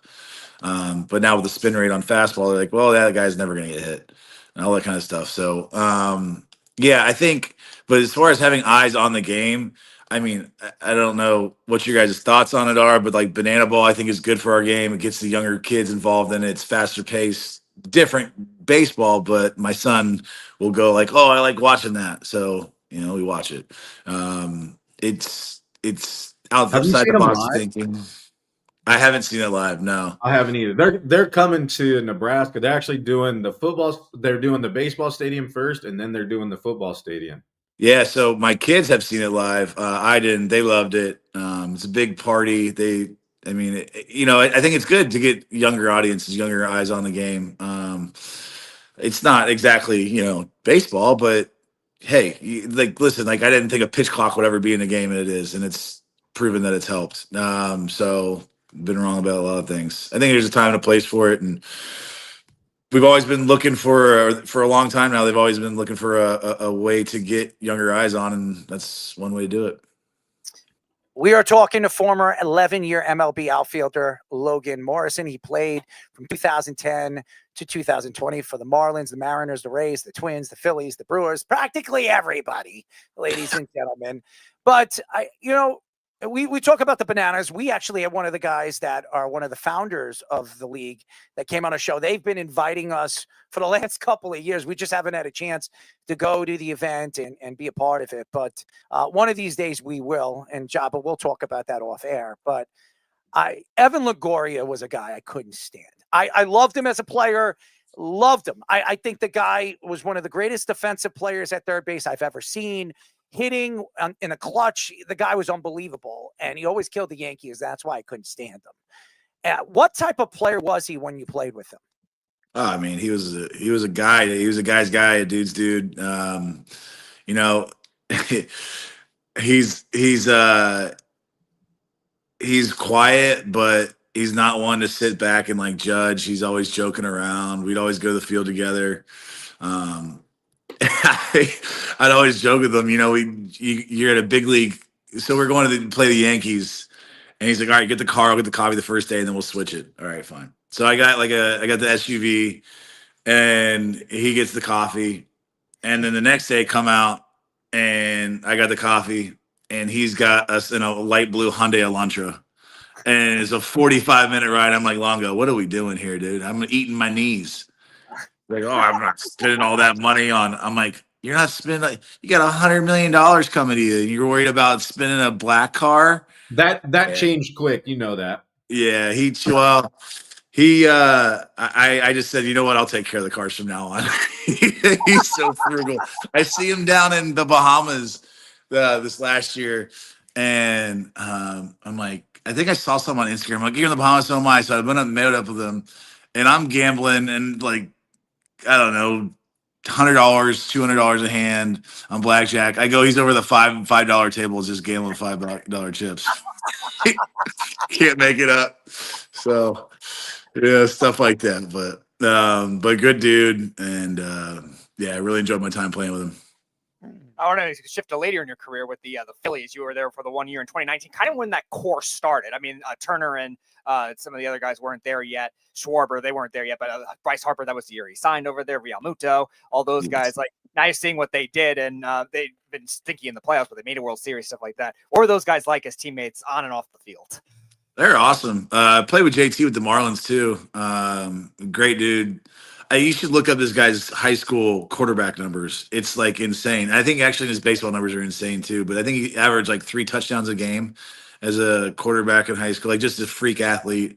And I think his minor league numbers, like, I don't know if really the Marlins almost gave up on him because they really didn't think he could hit. And then I think he had one good year in the minor leagues and he got called up and the rest is history from that. But yeah, I mean, I love playing with those guys. One of my favorite teammates of all time, I just followed him around his whole career, is Brad Miller. He was on that team too. Yeah, I mean, we had a great time. So, all right, what everybody wants to know, and I love this question too because this is 90% of what baseball is. Damn, the in between the lines. Favorite clubhouse and city to go to? Okay. I mean, that's if we're talking about like the spread and how amazing it is underneath and like just how much space you have. I mean, New Yankee Stadium was unbelievable.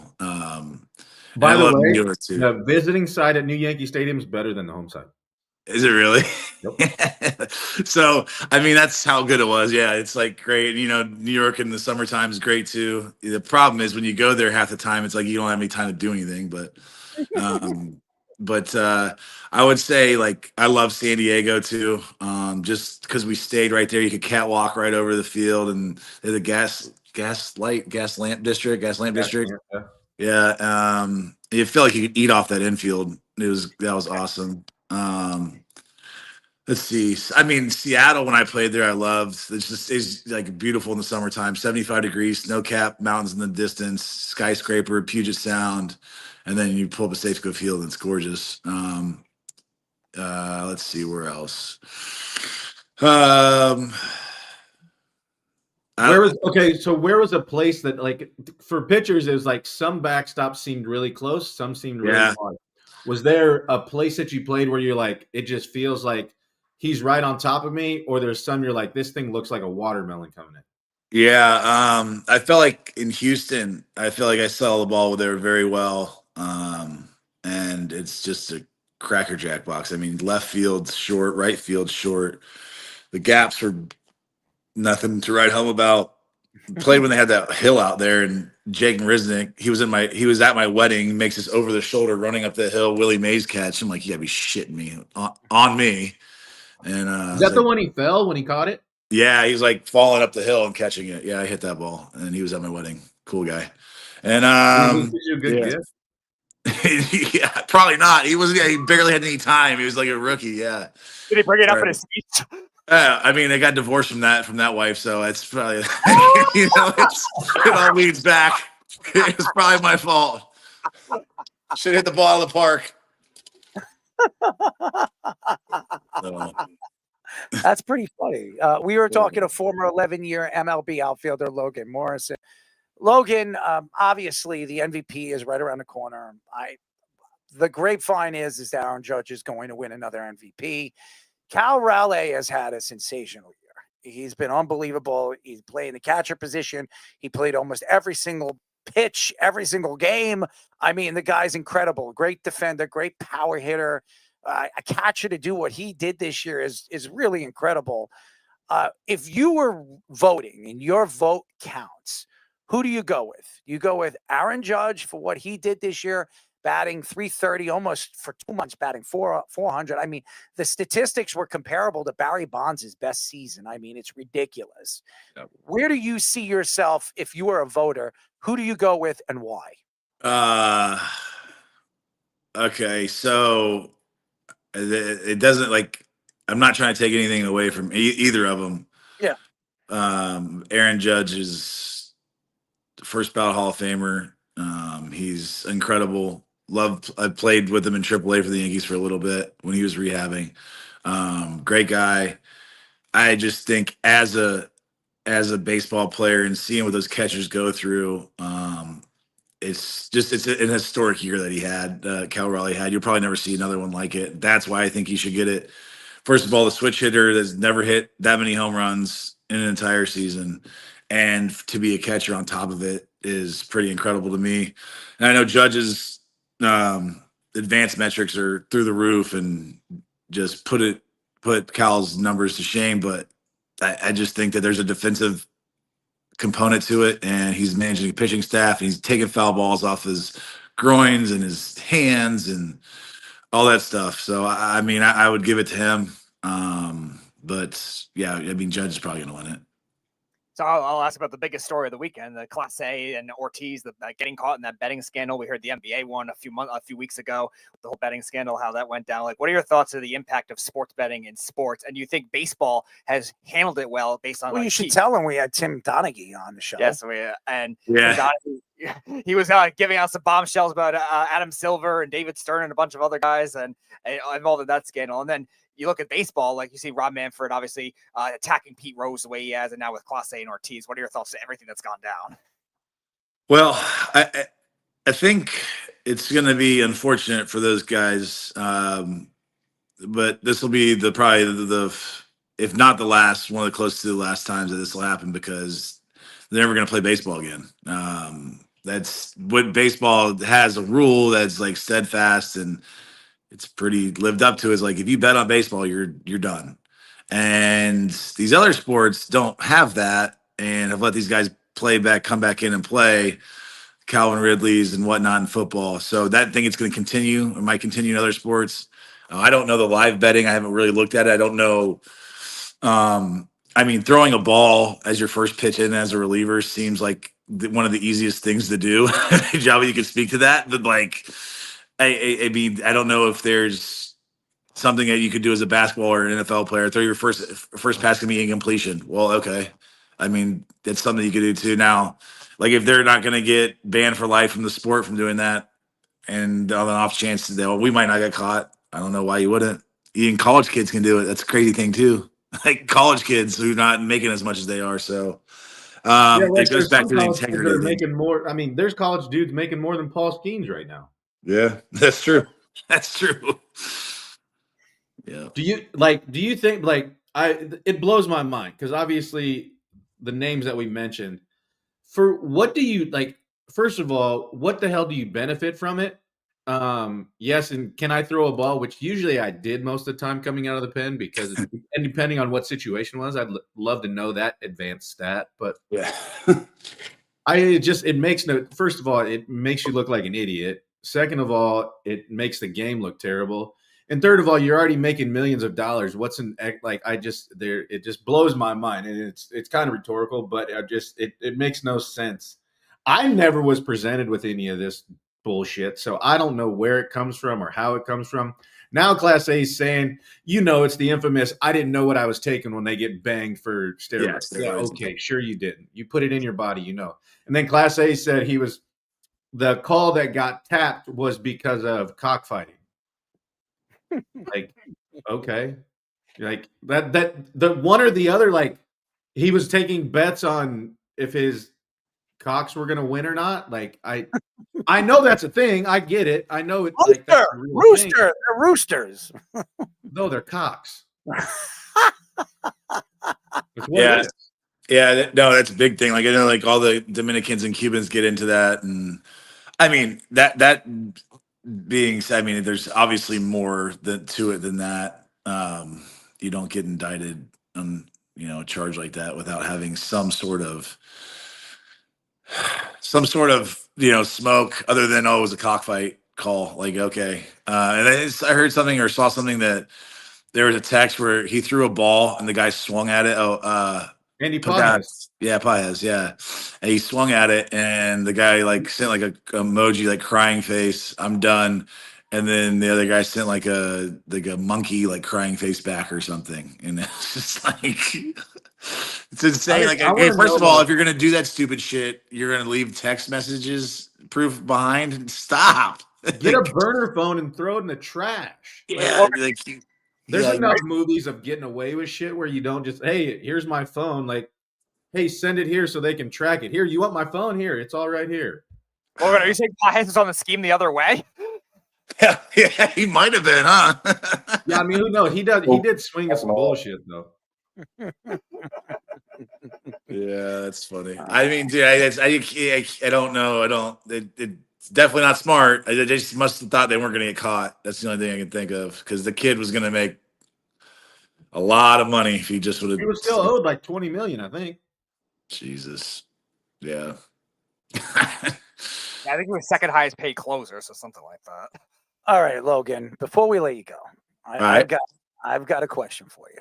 Okay. Rob Manfred, Bud Selig. Okay, we've seen what Bud Selig did when he had his time as the commissioner. I asked Jabba this, and I asked Nick Goody on the show on Monday. You look at it, we were comparing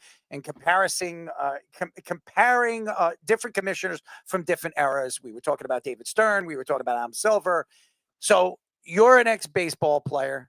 You've seen what Bud Selig was and what he did, and now you're seeing what Rob Manfred has done.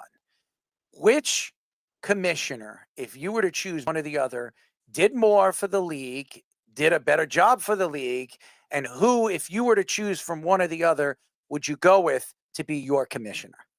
I'm choosing none of them. No, knowing you, Logan, that does not surprise me. Yeah, I'm players all the way. Commissioners in MLB, what people don't realize, they're there to screw us. They're there to keep our salaries down at any cost and any means necessary, and they'll do it. So I choose none of them. Now it's a little different in the salary cap sports, but we don't have that. So that's a good answer. I got to give you credit, but this is the first time you've been on our show. And are you doing anything? Are you doing a podcast? Are you doing anything? Nothing as of like full-time stuff. I'm working with a company called Earnsy, and they're trying to be the official rewards program of youth baseball. So they have these hit tracks games, and you can get these games going with pitching and whatever else, and you can do situations, and so you bring this and you can do it nationwide where this team in Utah first plays this team in Florida, and you have these little competitions that go on in the off season, and it's more to, and then you win with company alignments, brand alignments, Rawlings, you win like gift cards and things like that. And I liked it because there's this epidemic going on in baseball, especially. These kids are getting abused. They're playing 120 games at 10, 12 years old. So being able to get them to step back from that, work on practicing your craft and not putting that wear and tear on your body at such a young age. Go play another sport, something like that. That's why I got interested in it and wanted to do something with them. That's great. Yeah. Sensational. Well, we really appreciate the time. We'll get you on the show again. Maybe after winter meetings, maybe before or after the trade deadline. Happy Thanksgiving, Merry Christmas, Happy New Year, and we'll talk to you then. Yeah, all right, thanks, guys. Yeah, Logan, I'll get your info. I work with some teams and stuff here. I'd like to know more about that because we got a couple places that we work out with that have hit tracks and stuff like that. Yeah, gyms and stuff would be huge for it. I think it's pretty cool. And I have I'll give all the guys information and stuff. He can explain it better to you. Sounds good. All right, boys. Thanks, Logan. Good to see you, bud. Thanks. Good to see you. Logan Morrison, first time on a show. It sounds like it. Very strong personality. He's a man's man. He's a man's man. Speedy, he's a good guy for you to learn something from. I mean, yes, Carter's gonna be mad at me because I'm eating all his mints right now.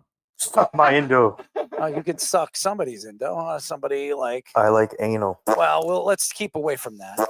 Anyways, ladies and gentlemen, we call this Save Your Tears. Mom, what's one thing that you can't talk to me about? My sexual fantasies. Say sorry. It is not ideal, but if it's what me, it is not ideal, but if it is not ideal, but if it is what me. You can't dribble stamp a double stamp. You can't dribble stamp a double stamp, Lord. You can't dribble stamp a double stamp. Lord, you guys, enough. Now, it's time for Save Your Tears. Fish wears panties.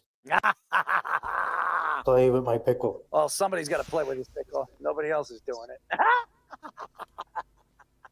You're just such a demented person sometimes, Arrow. Ball bag. Two in the pink and one in the stink. I like that one.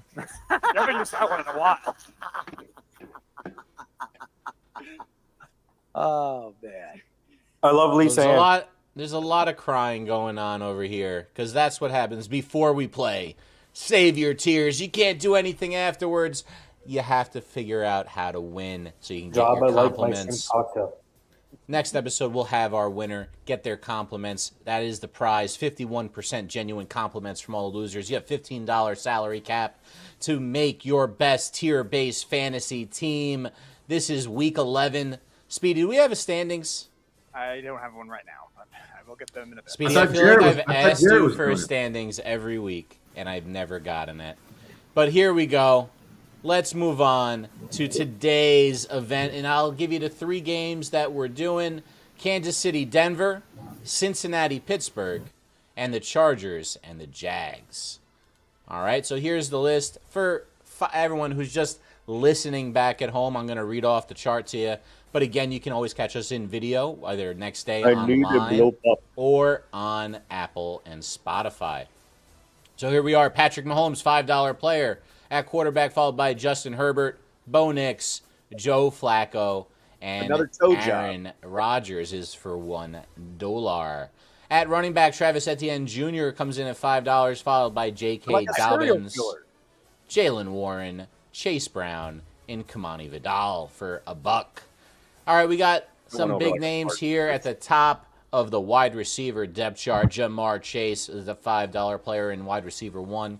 Followed by DK Metcalf, Ladd McConkey, Xavier Worthy, and Troy Franklin. Wide receiver 2 is led by Cortland Sutton, followed by Rashee Rice, T. Higgins, Keenan Allen, and Jacoby Myers for $1. At tight end, Travis Kelce is the $5 player, followed by Oronde Gadsden II, Evan Ingram, Pat Freiermuth, and Noah Fant rounds it out. All right, boys. Our winner last game is going to decide on the order tonight. So, Nathan, who do you want to go first? I'm gonna have Speedy go first. I figured that's my pecker hard. I figured that because I made you go first last week, so makes sense. Speedy, you're always so prepared. For my 2-hole, I'm good. You're on the spot. What do you got? All right, give me Nix. Give me Chase Brown. Give me Metcalf. That gives me 9. Give me Rice and Freiermuth. All right, so I have Bo Nix, Chase Brown, DK Metcalf, Rashi Rice. He taped himself. And Pat Freiermuth. All right, up next, Nathan, who do we got? All right, I got Jabba next. All right, Jabba. Is a man. You're up. I'm gonna go. Let's go. I gotta go with Bo Nix. Don't want to let my son down. And then I'm gonna go J.K. Dobbins. I hope not. Hopefully McConkey can step. He didn't do good for me last time, but I'm gonna ride him again. So we are at $10. Then I'm gonna rock with Rasheed Rice and Noah Fant.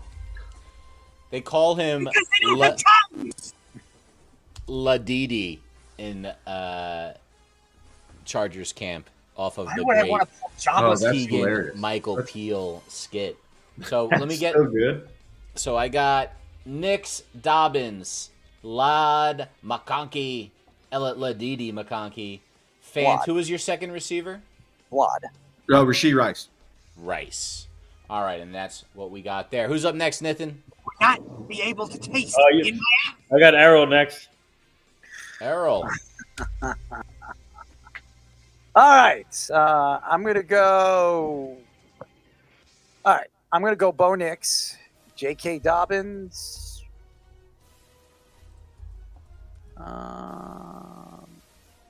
Lad McConkey. Get off my nuts, bro. How many? That's 10. That's 10. I'm going to go Ladidi. Keenan Allen. I'm going to go with Keenan Allen. I like Keenan. He's on my fantasy team. How many do I have now? 3 left. So you could take Giants legend Evan Ingram, or you could save money like Nathan likes to do. I'm going to go Evan Ingram. Nathan saves money and still wins, so we might want to copy that. It is true. He is also the only person who scored 28 points in a week, too. Nah, that's true. taste in my ass. A lot of variance there with Nathan. I got Nix, Dobbins, Ladidi, Keenan Allen, and Evan Ingram for Errol. Who's up next, Nith? Fish, you're next. All right. I'm going to go. Let's see. Let me just take a look at the matchups again. Who's playing who? Who's got the worst defense going? Oh, Cincinnati's got the worst defense going by far. Let's go with... Oh, I guess I'm going to do it. I'm going to spend the $1 on Aaron Rodgers. Wow, interesting. Okay. A-Rod. I'm going to spend it elsewhere. I, too... You know what? I'm going to stay on this gravy train. I'm going to go Jalen Warren. Another Steeler. I think I'm going to spend $5 on Jamar Chase because they're going to be losing and they're going to be a throw into him. Pretty loaded wide receiver, too. How much do I have left? What did I just spend? I got 3. You have 9 right now, so you have 6 left. So I have 6 left I for don't 2 know if I like it. spots. I think I'm going to go with a lot of the previous I'm not doing thinking any freaking tag team. and go Rashi Rice and Freiermuth. Anyone! All right, so I got A-Rod, Warren, Chase, Rice, and Freiermuth. I don't care if Java trans either. I got Who's next? I got Tommy Poops next. The Poops. All right. I'm going to spend $4 on Justin Herbert. Then I'm going to spend $3 on Jalen Warren. Bag. Give me Jamar Chase. And then I should have enough. I should have just enough for Keenan Allen and Noah Fant. Watch how I eat my string cheese. Leave, I don't went over. I think I'm good. You got to add the like a serial killer after watch how I eat my string cheese. Caught in the throat. All right, Nith. That means Jarrett's up. Jarrett. Go check your lug nuts. I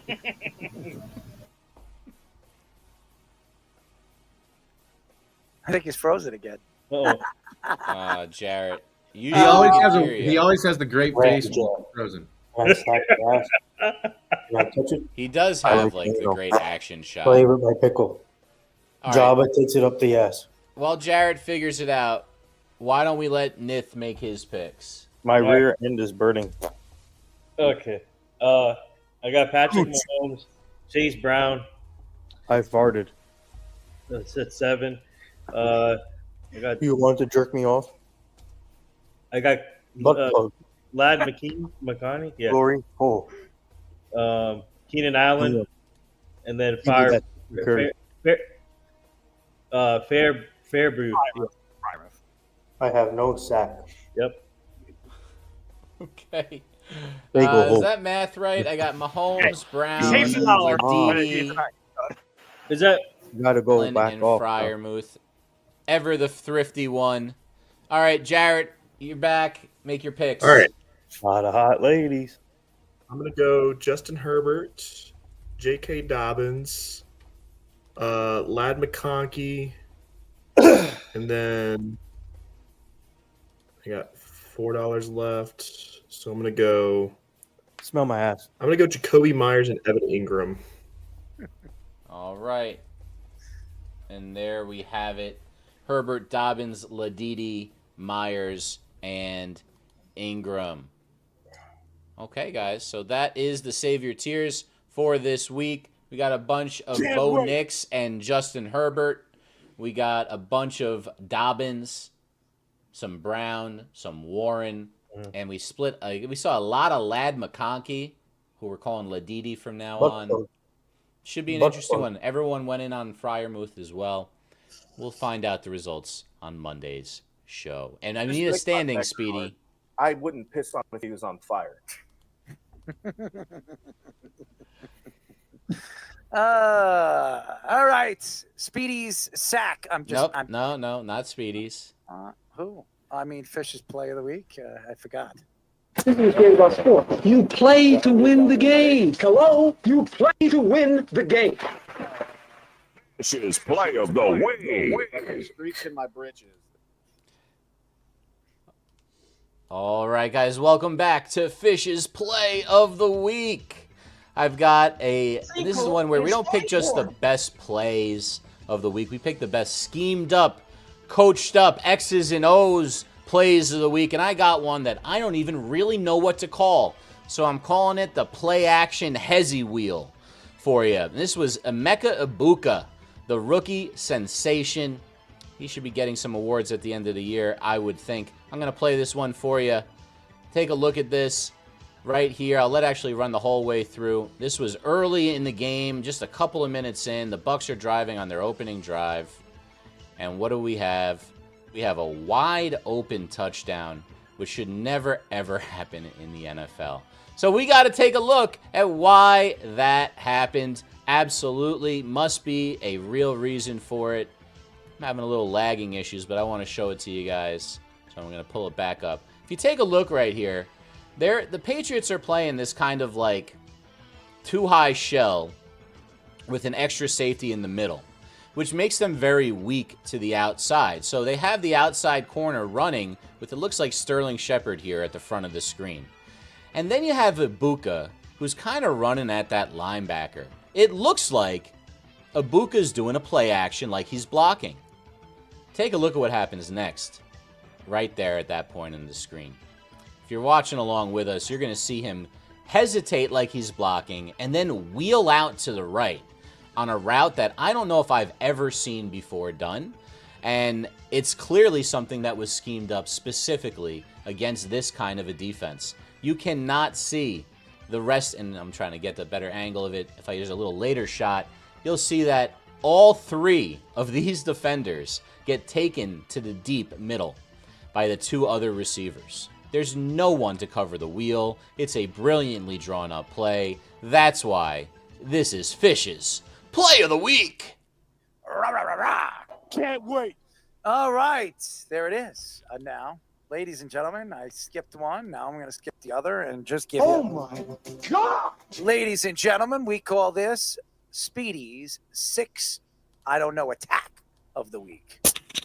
Let's have a sensor. Hey, who wants to play Drink the Beer? It's time for the Speedy Six Pack of the Week. I can take shit. Hey, I got the bubble guts. I like this one. I had to take a shit. That's my favorite one. The bubble guts is great.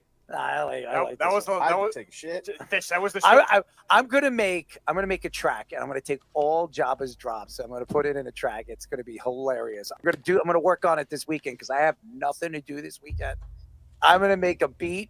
I'm gonna make a track, and I'm gonna put Jabba's voice on it. It's gonna be funny as hell. It is gonna be funny as hell. I'm gonna just go. I had to take a shit. I had to take shit. I had to take a shit. I got the bubble guts. Pulled it out of my ass. Fish, the bubble guts one was the show you missed. Yeah, it's and, the one show I was out in 2 years. That was during our interview with Josh Towers. And, that went over like a fart. I think he was mentioning something that was Jabba's debut was against the Blue Jays or something like that. The whole story. Go suck on his. I had to take a shit, and I didn't know there was a bathroom back there, and I had the bubble guts. Yeah. I had to take a shit. He tastes himself. All right, Speedy. I know we have our Let's Parlay guys possibly coming in for this, but if not, let's take it off with Week 11. Wes is situating his kid, but he'll be coming in a bit. So I know Wes doesn't like to bet the top primetime game. So this week we'll start with the primetime game while we wait for him to come in.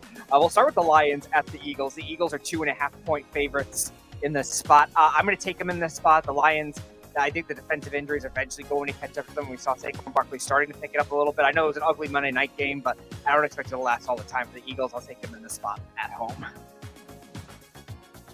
I guess I'll go next, and then I'll go Jabba with the coin if he's still got the trusty coin. And then Errol. Speedy, I do not like the way the Eagles are playing. I agree with A.J. Brown that the offense is broken. If you have been paying attention, he's pretty adamant that it's not working, and he's mad that the offense is putting the defense in bad positions. That said, I really like how the Lions are playing, and I have a real good feeling the Lions are going to kind of make the Eagles have a little reality check that they can't play like they're playing and compete with the big dogs like the Lions this year. They got to have to step it up. Here's the wake-up call. Lions by a touchdown. And we've got the home team. There it is. All right, Java's on the Eagles, and Wes has arrived. Wes, the first one we got. Oh, we have to get the primetime game out of the way first. The Lions are at the Eagles at -2.5. Eagles are favored. Wait, hang on. You're One primetime game. We'll get it out of the way now, Wes. Are you asking me to do something with it? Just hi, welcome to the show. Give me your pick. Yeah, so Wes, this is like how it's been going for about a month or so now. We start off with these picks, and if you can come in during this time, just come in and throw the picks down, and whatever you got left for Let's Parlay, you got. Well, that's fine. I'm into it. I said we did this a couple join-ins ago, but I didn't expect Petey to say, "Hey, welcome. Here you go." I'm a Lions. That was actually going to be one of my money line picks, one of my money line mania picks. I like the Lions here. I think they're better offensively. Defensively, I think it's a coin flip which versions of these defenses show up. And I always take the other guy when we're in a situation like this Green Bay game.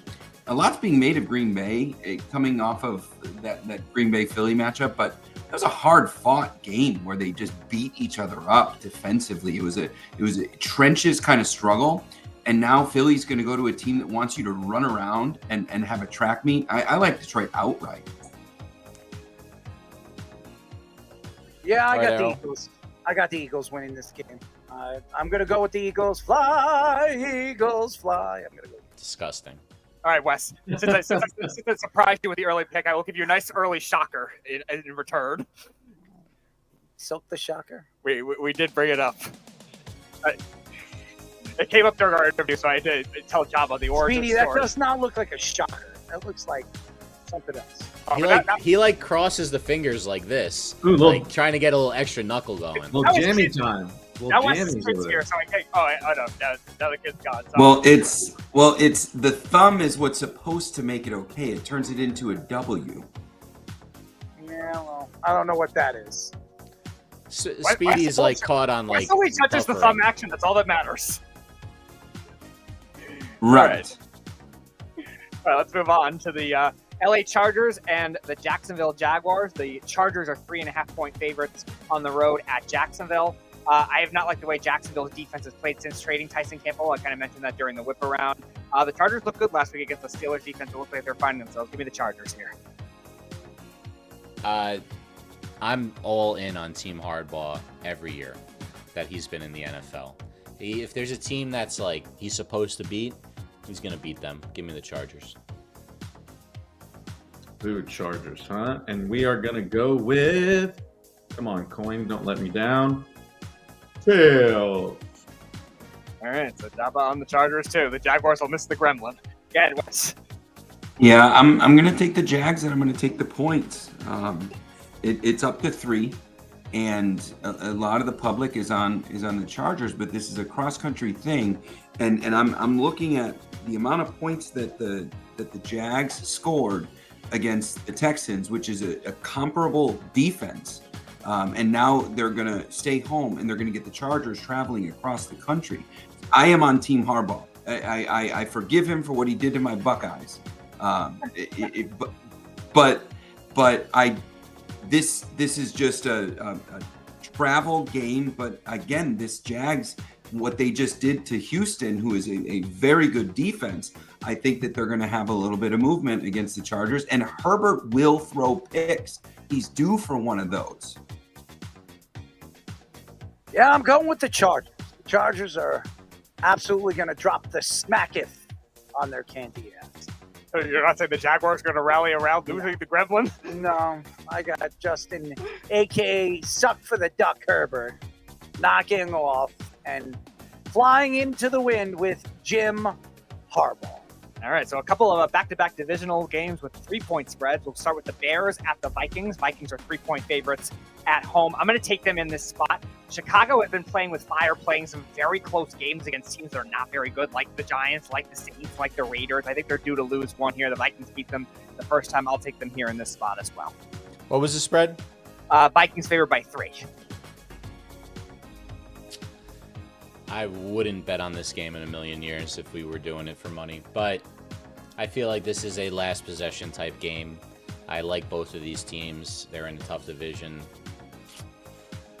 Who do I trust later in the game more? Caleb Williams or JJ McCarthy? Oof. Neither. Can you pick that? I think I trust Caleb right now. I think if we're going to go with those two. Give me the Bears. All right. You're going there, and I am going with... Boom. Hey. All right, job on the Vikings. See, the Vikings, we stay together. Somehow it always comes back to the Vikings. All right, Wes. This one has a little bit of reverse line movement. 60% of the tickets are on Chicago, and they kind of should be, right? Chicago is the fun team to watch. But that line should move in the opposite direction. It should go from 2.5 down to 2. It didn't. It ended up going from 2.5 to 3 in favor of Minnesota. Minnesota's got the better defense in this matchup. There's not even a question. JJ McCarthy is not it, but the Bears defense might be what he needs to wake up. And those Minnesota receivers can really take the top off. So I'm born and raised Chicago. I'm not touching this game financially. But this is, if I'm advising, I'm saying you take Minnesota. I think that this is Minnesota covers. But you better get them early. You better get the Bears early because late, they have some mojo and confidence right now. They think they can do it. Yeah, I'm going to go Bears. Bears win the game. Outright. Give me the Bears. All right, we'll go to the other 3-point spread, or the Rams are 3-point favorites at home against the Seahawks. I'm going to take the Rams in this spot, too. Their defense, I know Seattle played well in recent weeks. They have one of the higher pressure rates in the league, which I was surprised at. But this is a really good Rams O-line. This is a really good Rams offense right now. I'll take it here. Oh, man, this is the game I want to watch the most out of any game this week. I'm so, impressed by everything they've done over there in Seattle this year. I think the coaching, McDonald, was clearly the right hire. It's really impressive. I don't think you could say enough. And at the same time, if there's another team that you could say similar things about, it's the Rams. You know, McVay has got them going on all cylinders. We saw the young defensive additions last year. Guess what? They're even better this year. They play really well. And if Stafford is going to, and I think, look, the whole thing is if Stafford's healthy, he's a Hall of Fame quarterback, right? And he still can sling it. So he's healthy. He has 2 number 1 receivers he's throwing it to. I think the Rams are just a little bit better than the Seahawks. Right now, I'm going with the Rams. We are going with, what do we got? Heads. That was on the Rams. Wes, your kid's making Well, he's working on it. You know, he's very excited to show everybody his glow-in-the-dark Hanukkah jammies. You know, Believe a month early. You got to start him young. Yes, I like it. Yeah, so I like the Rams in this game because the line has moved. So the line it opened at 4.5 and it's now 3, and I like the Rams there. Division matchup, right? Tough situation. But if there is a hole in Seattle's defense, it's against the pass. And when you look at the coaching matchup and you look at the quarterback matchup, like Darnold is having a great season. But when you look at the quarterback matchup, I will take Stafford 10 out of 10 times. And when you look at the coaching matchup, I'm still going to take McVay. So laying 3 here feels like a gift versus the 4.5 that it opened at. At 4.5, I probably would have been looking at Seattle, but I don't think the Rams are going to give it to Seattle the same way that Zona just kind of rolled over. I mean, that game was over in 4 minutes. I got the Rams. All right, so we go to mine's easy. Yep. We go to the Bucks at the Bills. The Bills are 5.5-point favorites in this game. I think they do win the game, but I'm going to take Tampa to cover this spread. Bills with still some questions in their secondary. Chris Bedford came back healthy, looking good, but I think the Bucks, Baker Mayfield could bounce back. I think the Bills win the game, but Tampa covers. That went over like a fart in church. Do we got any word if Bucky Irving's ever going to play football again? Supposedly, but does that mean he gets limited carries or what is He's playing this week. In my opinion, the only thing that's hurt the Buccaneers from being one of the elite teams is the lack of a running game. If he's playing against what is not a good run defense in Buffalo, especially after Ed Oliver was lost for the season, I think it's going to be ugly. I think Tampa wins this game money line. Give me Tampa. Ooh, Tampa Bay, huh? I'm going heads again. All right, Java on the Bills. Going Tampa, just so you know. All right. Wes, this was the Bills are 5.5-point favorites at home against the Buccaneers. Yeah, I would use the coin flip app as well, and you know my point tells me to take Tampa and the points. I really don't care about this game. I don't believe in either one of these teams. All right, we'll go to a team you do care about much more. To round it out, Wes, that is your Kansas City Chiefs. They are 3.5-point favorites at home or on the road against the Broncos. I'm going to take them in this spot. I actually think this is a higher scoring game than people expected. I took a couple of them in savior tiers. The Broncos offense, though, was very suspect last week, and it takes them a while for them to get going. I can't think they can get away with it against maybe Kansas City here. Yeah, I mean, we've seen Kansas City really start to get the engine going, especially now that Rashee Rice is back and they have a true offensive threat out there. Still don't have much of a run game, but that's been the case with them their entire run, right? You know, they haven't been great as a running team. If they can get a little bit more production on the ground, I think they have a real chance to be great. I'm going with them this week. I think they have too much in this game for them. And we are going to go with, last but not least, we got the Chills. Oh, the coin goes against his son's team. I know, rough. It's going to hurt. All right, Wes. This one scares me a little bit because this Denver team is built to beat the Chiefs the same way that the Chiefs have been beaten in Super Bowls. But that being said, these Chiefs, this mantra, I don't know if it's made its way nationwide, but this AAF mantra and this, it's posted all over the facility, and they are not winning games close. That's not what they're trying to do this year, and they're not trying to leave it to chance. So they are coming off a bye, and if you look up Mahomes and Reed coming off a bye, one bet to win your life, and that will be that they cover. So You got to take the Chiefs. But as a fan, this scares me, and I will have no cash in it. Although it's quite the story. You know, they win this, they're going to get the Chargers again. They're kind of right back into winning that division. And you know, if I can get Arrow on an airplane, I might take his ass to a game. That's true. That's true. And maybe I'll take you up on that offer, but I will. Hey Wes, we did talk about it today. I told him how fun it is because you're not too far from me, and I was like, you'd be stupid not to take you up on that. It's a good place. I'm definitely gonna. I want to say something. For a pro stadium, you can compare it to any college in the country, and you can't say that about most NFL, but just the environment and everything else. I will say this. I would never pick Kansas City, but there's no way Kansas City is losing 2 games in a row against a team in their division. And they already lost against the Broncos already this year. I'm going Kansas City. Kansas City's winning this game. Kansas City. Sweep for your Chiefs, Wes. Mm-hmm. It's honestly, you can't. I've never seen Kansas City lose to a team in the same division and lose both games in a season. I've never seen it. Wes is also right too. Even Andy Reid's track record with the Eagles off bye weeks was insane. So yeah, so I'm gonna take Kansas City to end the game. And the Broncos have not been very impressive. They really haven't. Their defense is good. I have them on 2 of my fantasy teams, but besides that, they got no offense. Bo Nix is having a sophomore year that looks horrible. The only games that he really put up numbers against crappy teams. One of them, the New York Giants, if you remember. The comeback of the ages, as we all know. And what sent Dable queeking, not queefing. I was going to say queefing, but, you know, that's... It might be queefing, too. I wouldn't say that. That would be mean. You know? Another toe job. Anyways, we call this Let's Parlay.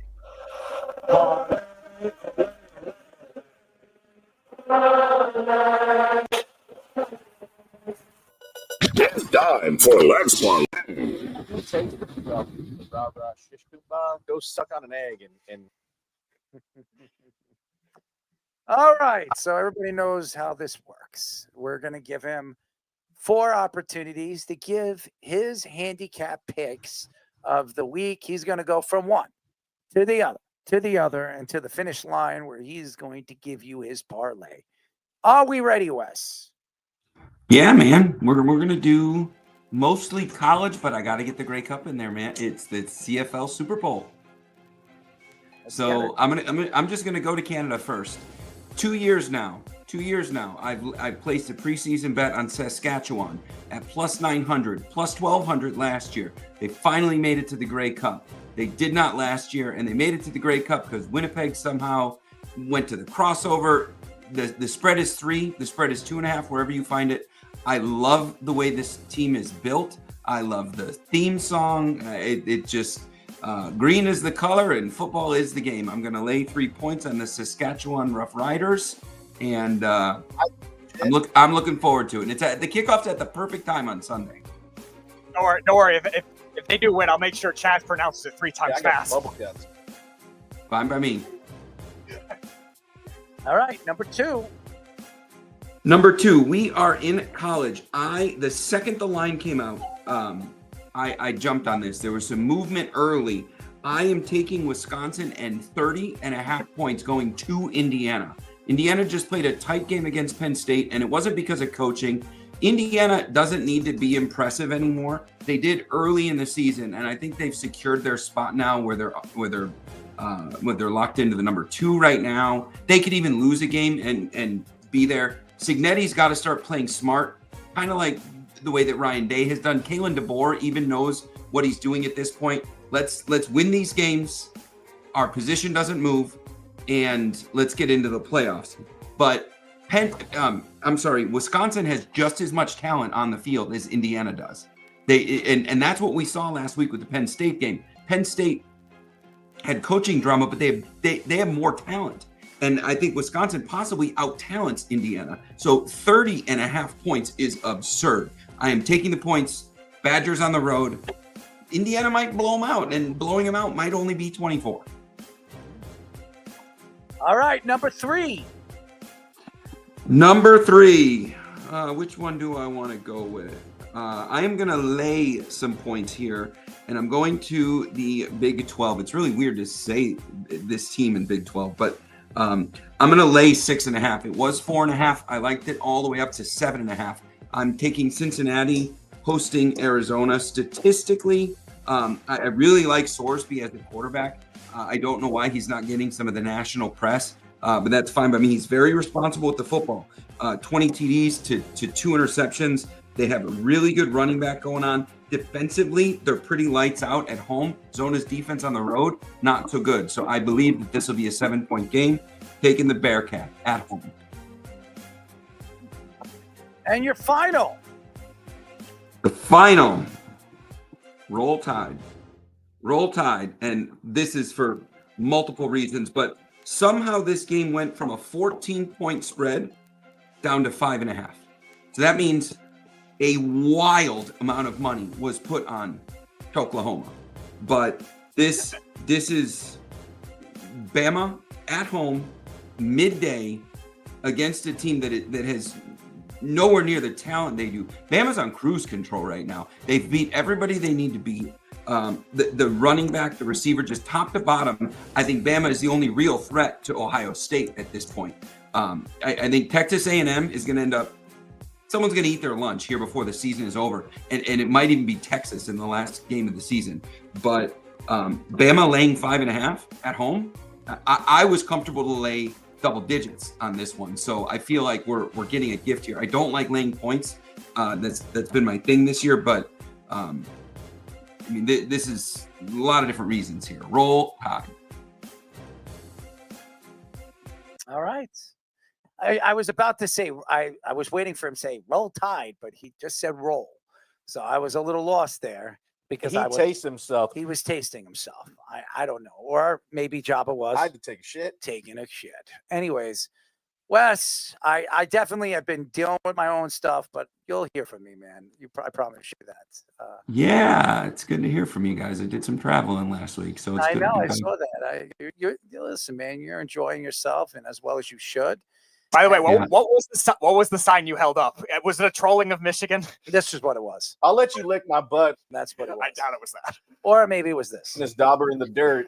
Or No, I held up no signs, but I will say, Errol, I mentioned it to Petey earlier. The vibe in Clemson around the football coach on what is currently a losing record, they love Dabo. There is no, I mean, that city, what he has done there to that city, and what the people of Clemson, the Clemson family, I mean, they talk about him as if he's, Tuscaloosa pre-Saban. I mean, it is. I would be shocked if they fire their coach. So the national media is very disconnected for the vibe around Clemson. I mean, the stadium, 85,000, went wild when they put him on the jumbotron to say "Welcome to Death Valley." It was just something to be a part of. Clemson is. I never expected it to be like that. Death Valley. Interesting place. Never been. One of these days I got to go check it out. But we love you, Wes. Yep. Good to see you guys. What were you going to say? You were going to. I was going to say it's a 1A next to Tuscaloosa, and I've been to a lot of these stadiums. I mean, Georgia and Tennessee and Oregon are in my travel plans for next year, but thus far, Clemson is a 1A to Alabama. Really, Brad? Don't get Jabba Chamberlain a little started over there, because he begged to differ with the Nebraskians over there, with the Cornhuskers. This makes the pecker hard. As his pecker is definitely hard when we say that. Anyways, we love you, Wes. We'll talk to you soon. Yeah. Take care, guys. Worldwide Wes, friend, fantastic, great personality, and I'm just a little lost tonight. He knows a little bit about it, a little craziness in my life, but nevertheless, I'm happy to entertain you guys for the next, probably, I would say the next hour. All right, when we come back, we've got it like Flynn, we got Tic Tac No, and we have somebody smells. Hopefully it's not Speedy, because I don't want to smell it. We'll have What's That Smelling?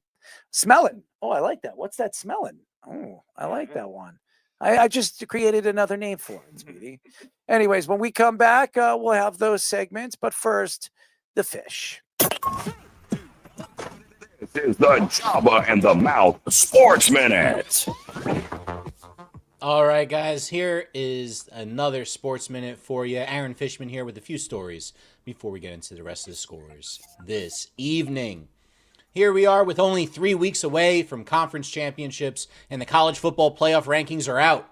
The top spots are staying the same as undefeated Ohio State, Indiana, and Texas A&M hold the top 3, followed by number 4 Alabama and number 5 Georgia. The rest of the top 12, the amount of teams that would qualify for the playoff, is number 6 Texas Tech, number 7 Ole Miss, number 8 Oregon, 9 Notre Dame, 10 Texas, 11 Oklahoma, and number 12 BYU.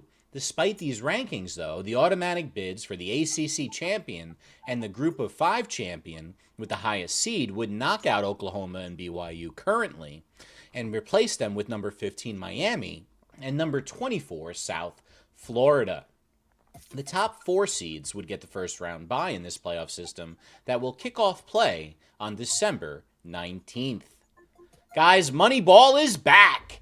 Yes, while it certainly hasn't left Major League Baseball's analytics have taken a league by storm, one of the men behind the math, Paul DePodesta, is returning to the sport that made him a household name as the president of baseball operations for the chronically last-place Colorado Rockies.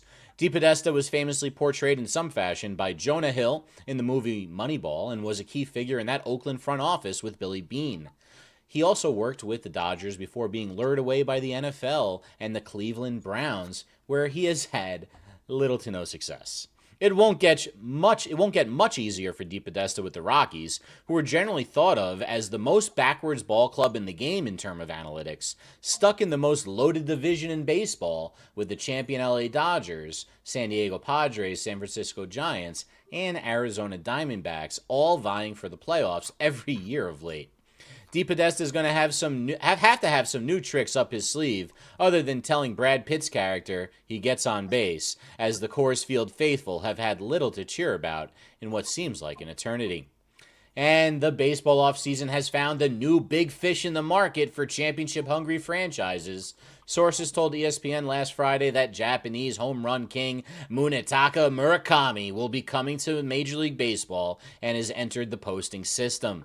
Murakami, a 25-year-old first baseman, owns the single-season home run record in Japan with 56 back in 2022, beating the legendary Sadaharu Oh's record of 55 that he set in 1964.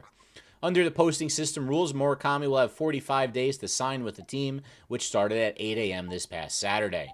Murakami only appeared in 56 games last season due to an oblique injury, but still hit 22 home runs with a .273 batting average and a 1,042 OPS. He's left-handed, but has a lot of swing and miss to his game, striking out 26% of the time, but he does walk a ton as well.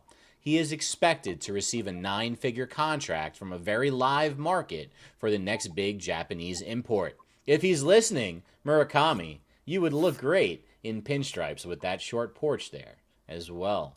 In basketball tonight, the Knicks fell to the Orlando Magic 124-107, their first loss on home court this season. Still going on right now. It's 123-105 Rockets with 5:17 left in the fourth over the Wizards. It's 108-100 Trailblazers over the Pelicans with 6 left in the fourth over there in New Orleans. It's 102-99, 7 minutes left in the fourth, Warriors over the Spurs in San Antonio. 6 minutes left in the third, Suns 85, Mavericks 67. And we are in the first, about 2 minutes left, Thunder 25, Lakers 16. Already concluded tonight, 111-100 Hornets over the Bucks in Charlotte. 124-113, the Pistons knocked off the Bulls. The Celtics 131, the Grizzlies 95. And the Cavaliers 130, the Heat 116. Still to come tonight, the Kings and the Hawks, and the Clippers and the Nuggets. In hockey tonight, the Rangers were all over the Lightning, 7-3 in Tampa. 2 goals for Vincent Trocheck and Will Cooley in that one. It's 1-1 in the third with 3 minutes and 40 seconds left to go between the Flyers and Oilers. It's 1-0 just starting the second in Utah, where the Mammoth trail the Sabres 1-0, and no score with 10:31 left in the first between the Devils and Blackhawks. Guys, we are streaming live on TikTok, Instagram, and YouTube on our Job on the Mouth handle, on Facebook under the Worldwide Sports Radio Network handle, and on Twitter under our host handle at ErrolMarks34. Keep downloading on Apple Podcasts and watch us both there and on Spotify, now in video. Make sure you like and subscribe to all our shorts, reels, TikToks, and longer videos you see from us throughout the week. Now back to Errol, Jabba, and Speedy for our next segment on Jabba and the Mouth. Any questions? We're back. It's the Jabba and the Mouth Show. Like the streaks in my britches. Breaking news. Smell my ass. Breaking news. I need personal. Breaking news. I'm putting you on a leash now. Breaking news. They call me the lazy man and Mr. Producer. Breaking news. I gotta go back off, man. Well, he's definitely whacking off whatever he's doing in his back. I don't know. He's got nothing on his walls. Maybe Jabba's right. Maybe he needs to lay a couple streaks on those walls. A little nithin with streaks. We'll call them sheets for those streaks. What do you think, Speedy? I don't know. I don't want to imagine whatever Nithin's body fluid will be on Jabba's wall. I farted. Well, you want that's just air.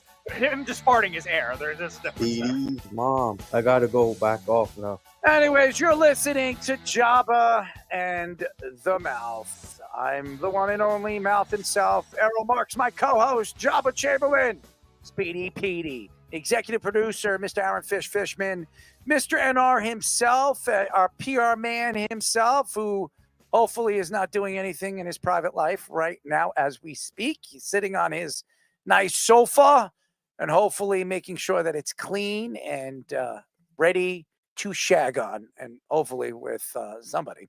Anyways, our guy, Nithin, and board ops, Mr. Tommy Poops. Go to our website at www.worldwidesportsradio.com.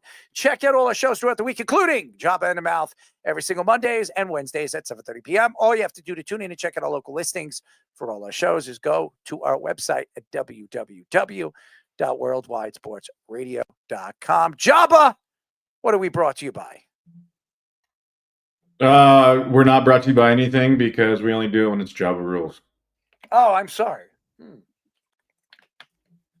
Well, then I will give you my brought to you by American Whiskey. If you want to go to Manhattan or New Jersey, please go check it out. They've got great steaks. They got great wings. They got great mozzarella sticks. And if you want to drink with Jabba this weekend, you can get the chance to meet them. If you're lucky, go to American Whiskey and check them out in Madison Square. Well, right across the street or closer to Madison Square Garden in Times Square, or go to right by the Prudential Center over there in New Jersey and check out American Whiskey. There you go. I didn't even write that down, Jabba. Look at that. Anyways, we have in Lake Flynn. I've often heard that you'd give me a warm welcome if ever we met again. Like Flynn. So Fish asked me to do In Like Flynn today, and I wanted to do it in a way that I've never done it. Okay, so I was looking at jersey sales, and Fanatic came up, and I buy a lot of Fanatic jerseys. I could only find 2024. So I'm going to go by that of all the sports teams from the NFL, NBA, MLB, and NHL. I got it right in front of me right now from 2024, from September to November 2024. I'm going to tell you in order what jerseys I will not buy, all the way from 10 to 1. Are you guys ready? This is going to be great. So you're saying the Gremlin wasn't top 10? No, well, he wasn't a part of the league at the time, so he is not on my list. All right, so I have the list right in front of me from 1 to 10. I'm going to tell you from 1 to 10 in 2024 who had the number 1 and all the way to number 10 in all the sports. You guys ready? At number 1 for the NFL, we had Jaden Daniels. Number 2, CJ Stroud. Number 3, Patrick Mahomes. Number 4, Aiden Hutchinson. Number 5, CeeDee Lamb. Number 6, Justin Jefferson. Number 7, Josh Allen. Number 8, Saquon Barkley. Number 9, Lamar Jackson. Number 10, Caleb Williams. In the NBA, number 1, Steph Curry. Number 2, Caitlin Clark. Number 3, Jalen Brunson. Number 4, Jason Tatum. Number 5, LeBron James. Number 6, Anthony Edwards. Number 7, John Morant. Number 8, still on the list, Michael Jordan. Number 9, Victor Wembanyama. And number 10, Luka Doncic. That's great. That's crazy. Jordan's still 8. It's crazy. But wait, this is even crazier. Best baseball jerseys from September to November in 2024. Number 1, Shohei Ohtani. Number 2, Freddie Freeman. Number 3, Mookie Betts. Number 4, Aaron Judge. Number 5, Francisco Lindor. Number 6, Juan Soto. Number 7, Derek Jeter. Number 8, Yamamoto. Number 9, Tatis. And number 10, Clayton Kershaw. Now, if you look at that list, there's about 5 or 6 from the LA Dodgers, just so everybody knows. And at top NHL jerseys in 2024, number 1, Alexander Ovechkin. Number 2, Austin Matthews. Number 3, Connor Bedard. Number 4, Connor McDavid. Number 5, Sidney Crosby. Number 6, David Pastrnak. Number 7, Jack Hughes.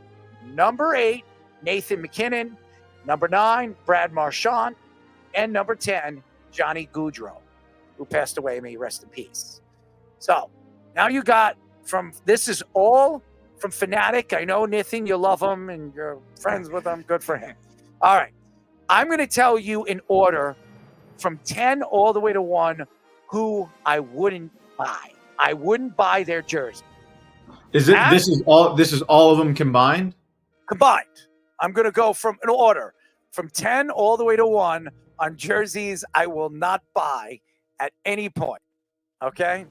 At number 10, ladies and gentlemen, I'm going to go Ja Morant. And I'm going to tell you why I wouldn't go with Ja Morant. Ja Morant has done a lot of stupid things. Acrobatically, athletically gifted. We all know what he's done when he came into the league for the Memphis Grizzlies. But he's done a lot of stupid things off the field and off the basketball court and has caused a lot of mischief. And we've had Chris Childs on the show. We've had a lot of people on this show saying that he needs somebody to talk to him.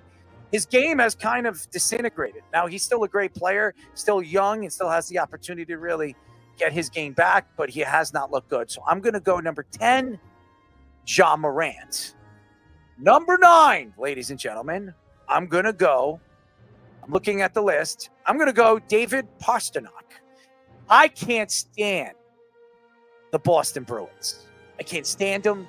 I can't stand looking at that jersey. I would never wear a Boston emblem at any point on this body of mine. He's a great player, one of the best goal scorers in the NHL for the last 7 years. Got a big contract from the Boston Bruins. We know what he can do. He is sensational. He's a 50-goal scorer. When he is on, he is on. Can't stand him, and he's a Bruin. I put him at my number 9. Number 8, ladies and gentlemen, I'm going to go with the one and the only.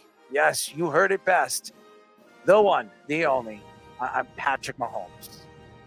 And Patrick Mahomes is a guy I can't stand, as everybody knows. I don't put him as one of my worst because I don't know much about him except his game and how the league has tried to put him on top of the league for years. I'm not going to say that I hate him that much. Well, I'll put him in my top 5, but I hate him enough that I put him in my top. I put him at, what is he? At 8. I put him at 8. I was going to say 7, but I'm going to go 8. Number 7, I'm going Anthony Edwards. Yes, everybody thinks I love Anthony Edwards. I can't stand Anthony Edwards. I don't like his dancing and prancing around. I don't like what he says to the media. I don't like how he has a joke and he throws his team under the bus. I don't like anything about Anthony Edwards. His game is phenomenal. He calls himself the truth, but is he really? And he said it to Joel Embiid and Barack Obama. I could care less. I'm going to put Anthony Edwards as my number 7. At number 6, just because he's a Boston Celtic. I love him as a Duke Blue Devil. I can't stand him. I can't stand him as a Boston Celtic. Jason Tatum. Sensational. Great player. Unbelievable ability at shooting. Athletically gifted. He won a championship. Everything about him. You know the back end and the backstory. Grew up in St. Louis, and his father really wasn't much in his life. His mom took care of him. The whole story is great about Jason Tatum. I love that his success story. I just hate the team that he's doing it with. So I'm going Boston Celtics, Jason Tatum. Number 5, ladies and gentlemen. Now this gets interesting. Number 5, I'm going with Derek Jeter. I can't stand Derek Jeter. I met him a couple times. Didn't like him. Didn't like his personality. I know he's a Yankee. I know he's the captain. I know Jabba knows him. I know Jabba has a good relationship with him. I don't have a good relationship with him. I don't know him personally, but I'm not wearing his jersey. I'm not sporting his jersey because I couldn't stand him as a Yankee. He wasn't my favorite player. He wasn't my second favorite player. He wasn't my third or fourth favorite player. So I'm putting him at number 5, right, Speedy? Yeah, I have a good idea of like 3 of the ones for the next one. I'm curious who the last one is. We'll see. You're gonna see. At number 4, I'm gonna go with the one and only Mookie Betts. Ooh, no, not what I was expecting. I'm gonna go with Mookie Betts because he plays for 2 teams I couldn't stand. Number 1, the Boston Red Sox. Couldn't stand them, and they won titles over there, and he was one of the reasons why, and he's won MVPs over there. So I couldn't stand him, and I can't stand looking at him on the LA Dodgers winning 4. He's won 4 championships altogether with the Boston Red Sox and the LA Dodgers. Can't stand him. Mookie Betts, number 4. I love Freddie Freeman, so I'm not putting him on this list, so don't you worry. At number 3, ladies and gentlemen, I'm going to go with Steph Curry. Yes, ladies and gentlemen, he's not my number 1. You have one, though. Yeah, that's why. That's the that was delivered. That was delivered. That was wrongfully delivered by me, by whoever I bought it from. So that's the truth. I don't hate Steph Curry. I think he's a sensational player. He's gifted, and he's one of the greatest, if not the greatest shooter I've ever seen. There's no question that his ability on a basketball court will never be matched. Problem with Steph Curry is the things that he does on the court that makes me sick to my stomach. Chewing on his mouthpiece, dancing around when he won, and he hit the game-winning shot for Team USA, and waving goodbye to the French. I just don't like his cockiness. Never did. This is a guy that played for Davidson. This is a guy that was, at one point, one of my favorite players coming out of college basketball. And they're slowly but surely made me hate him in the NBA. But I'm going to go. I will never buy a Steph Curry jersey, even though that was a mistake. I will wear it because it's there and I like the jersey. But Steph Curry at number 3. Number 2, LeBron James. I am not, repeat, never, ever buying a LeBron James jersey. I do believe he's the second greatest basketball player of all time. There's no question. I love him. He's not Michael Jordan. I love his game. I love everything about him. In his game, I don't love him, but I love his game. I don't like what he does off the court. I don't like how he speaks and he sticks up for players that shouldn't be spoken for, like Kyrie Irving. There are things that he does that makes you shake your head. When he decided to go to Miami to win championships with his 2 best friends, made me sick to my stomach when he should have stayed in Cleveland and tried to win a championship there. Yes, he went back there, but he only went back there because Kyrie Irving and Kevin Love were going there. He bought his championships. I don't like anything about LeBron James off the court. He knows how to make money. There's no question. Can't stand him as a person. So you're saying you wouldn't buy a custom LJA jersey? No, I would never wear a LeBron James jersey ever. You'll never see me wear a LeBron James, even accidentally. I would wear a Steph Curry accidental jersey because I don't dislike him. I dislike this man personally. So I think he's the second greatest basketball player of all time, but personally, I would never buy it. And at number 1, you know where I'm going with this, ladies and gentlemen, the one and only Shohei Ohtani. He has the number 1 baseball jersey this year. He has the #1 baseball jersey internationally since he came into the league. I can't stand this guy. I don't care how gifted he is on the mound and how great of a hitter he is. 50-50 club. I could care less. Him and his deferred money could stay with Dodgerville to the day that he's done playing baseball. I could care less. I'm never buying his jersey. I will never sport a Shohei Ohtani jersey. I personally think he bet on baseball. And I personally believe that he had something to do with that money, with the $240 million with the condominiums. I know he knew something. There's no trick in the trade if this guy doesn't know where his money and his name is being stamped to.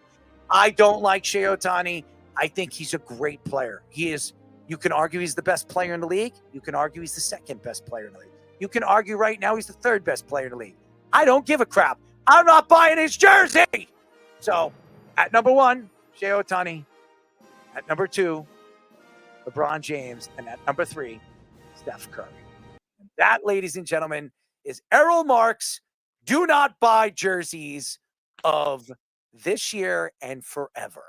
I will never buy those jerseys and never wear them. Now, I did. There was a mistake. I do have a Steph Curry jersey. I don't mind it because out of all those guys on that list, he's the least one I dislike. Okay. Crazy to say that. I don't like Patrick Mahomes. I don't like any of those guys. I was going to say, who are these people that say you liked Anthony Edwards? I never heard that before. I never. There are people on social media that say I stick up for Anthony Edwards all the time. I can't stand Anthony Edwards. I would never buy his jersey ever. I have their jerseys. I wear Timberwolves jerseys, but with my name on it, and I would not put Anthony Edwards' name on it. Ever. I am not an Anthony Edwards fan. I would never draft him in my fantasy league if he was sitting there over SGA. I would not pick him. I can't stand him. So I don't like his game. I don't like him. So out of all those lists, I didn't pick any. I picked one hockey player, which is possible. That was the one I was shocked at. I'm surprised you didn't pick Sidney Crosby because I know you didn't like him when you played against him. No, I don't know what Sid is right now, but I've heard from the grapevine that Sid has been really different as he got older as a hockey player. His morality of understanding the game of hockey and how important it is to talk to the media and give the media a little bit more respect than they deserve.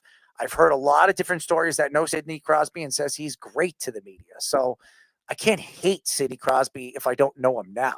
I just know him as a player at then. But will I buy his jersey? No. But would I be against it? No. I wear a Sidney Crosby jersey. I don't hate him. I don't dislike him. But the guys that I mentioned, you will never see me wear their jersey. Yeah, when I said the three, I was thinking LeBron would be one of those three. Like Steph and Shohei were the obvious ones I was thinking. I've not bought any of the guys' jerseys that I mentioned on that list. Errol, I think there's a guy above all those. Oh. There's no way in hell you would ever wear a Chris Drury jersey. No, but he's not on that list. I don't think he's anywhere in the top 50. Do you think he would be above any of those guys on that? Like, is there anybody on that list that you would? First of all, you would never catch. There are three players I couldn't stand that I played against that to this day, if I seen them, I knock them the F out. Chris Drury's one of them, and Rick DiPietro is the number one. Okay. Rick DiPietro, I would never wear his jersey. I don't care if he was an Islander. I don't care. If I saw Rick DiPietro at any event, there could be a fight. Okay? That's how bad I don't like Rick DiPietro. I don't like him. I have a complete disrespect to him. And anybody that knows me and knows him knows that he don't like me either. So it's fine. When we were at an Islander game, a playoff game, I'll never forget this. John Tavares scored the game-winning goal, and this was against the Florida Panthers. Jaromir Jagr was on the team. He scored a goal in that game. The Islanders won in overtime. Rick DiPietro was there, and he was working the box, and I was like 3 rows away from it. Okay, he was wearing this ugly jacket. It was one of the ugliest jackets you'll ever see. And I peeked over, and I locked eyes with this guy. And when we locked eyes, it was all over. Security came. I cursed at him. He's cursing at me. I'm calling him out. He's screaming while they're on air. They had to go to break. It was back and forth. And so you got to tell us what happened between the two of you. Right. I was just like we got to. I need a little bit. All right. So we played hockey against one another. Obviously, we played travel hockey against each other, and we both tried out for Team USA hockey. Rick has this thing that everybody needs to bow down to him, like he's something special to the world. And when he went to play, I think it was Boston College, Boston University, I don't remember where he decided to go play for. He thought he was bigger than the world, and that he chose one of the biggest hockey schools. What was it, Speedy? Or did you look it up? No, but I was going to say, I remember the, I told you to look it up, so I don't care what you remember. I want to know where he went to school. Where did he go to school? Boston University. Boston University. So I'll never forget it. He picked Boston University and declared Boston University. I was 17 years old, and I haven't chose where I was going to school. And it was Maine, New Hampshire, Niagara. Eventually, I picked Niagara before I hurt myself. Whole nother story. We were scrimmaging, and obviously he's the goaltender, and I was playing on the other team. So I was I could do some things on the ice that you wouldn't appreciate. So I went across the crease, and I stuck my stick out and I pulled his legs out, and we winded up scoring on a power play. He runs to the coaches and like a bitch, because that's what he is. He's a bitch. And I took my helmet off and I threw it at him. And I said, "You're a bitch." And I told him, hey, after the game, after we kick your asses, you can meet me in the locker room and I'll beat your ass in there too. And then it was back and forth. They tried to go after me. The team started to go after me. There was other guys that were trying to go after me. After the fight, he bitched out and he ran out of there like the bitch that he is, put his tail between his legs. And to this day, every time he sees me, I saw him in Huntington when he was playing for the Islanders and he was trying to get in with these girls at the club.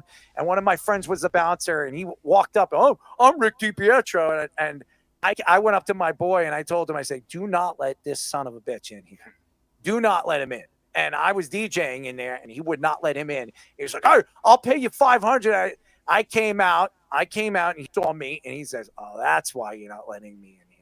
I said, I'm not going to say it, but I told him to get the F out of here. And you're never coming in here, and don't waste your time, and tell these ugly girls you can take them with you too. So, and that was it.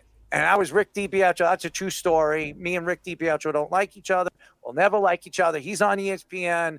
Maybe that's the cause of whatever I have with whatever. If I see Rick DiPietro at any place, even at the Super Bowl, there might be a fight. I might. How long ago was the last time you saw him? The Islander game. Whenever that was. I don't remember. Like a decade ago? No, not decade. But Speedy, where was that? 2015? Yeah. That would be a decade ago now. It was 10 years. It was about 10 years ago, I guess. I don't think he's after 10 years? I mean, I guess if you guys held on to that grudge for the first 10 years, you're definitely going to hold it on to the second one. He would know who I am with the blink of an eye. There's no doubt about it. He would remember my face, and I know his face. His fat you don't think he'd like come on the show and like have a shouting match with you? I don't think you want to see that. I honest to God, you think maybe we can't air it, but I would like to see it. I don't think you want me and Rick DiPietro to go back and forth and yell at each other on a show. It wouldn't make any sense at any point on this show. So no, I'm not sitting here and having a conversation with Rick DiPietro. I have no interest. But if you'd ask me right now on my list of jerseys, I would never Rick DiPietro would be number one on that list forever and ever and ever. And I would never wear it, ever. So, yeah, but this is why I've mentioned many times. He's number 2 on Errol's most hated athlete list. Number 2? Number 1. Only to Conor McGregor. Right, number 1. No, I take Conor over him any day. Oh, okay. All right. I take Conor over him any day. And I had a shot at him out with Conor McGregor at in Brooklyn. when we were outside. I was outside when he threw that chair or the stepping stool through the bus. I was there. And I was talking crap. I was talking crap to him at that event. He's a piece of shit too, you know.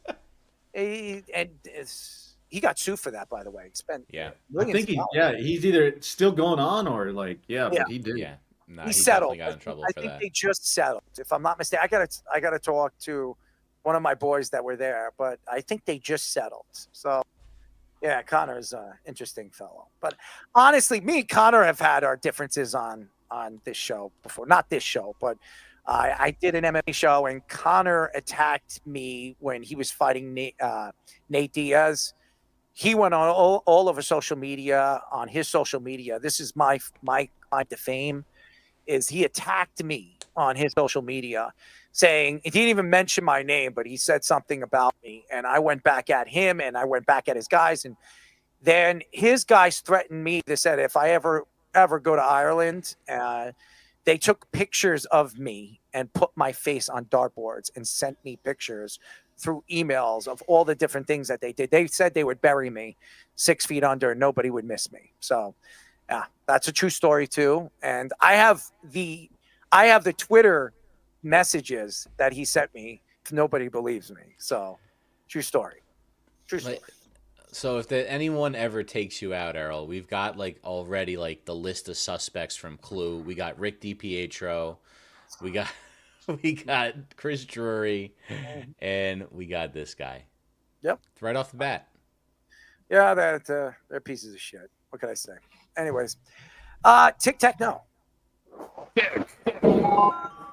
Morris. Right in the butt. What? We get the prizes cheap because they're stolen. No.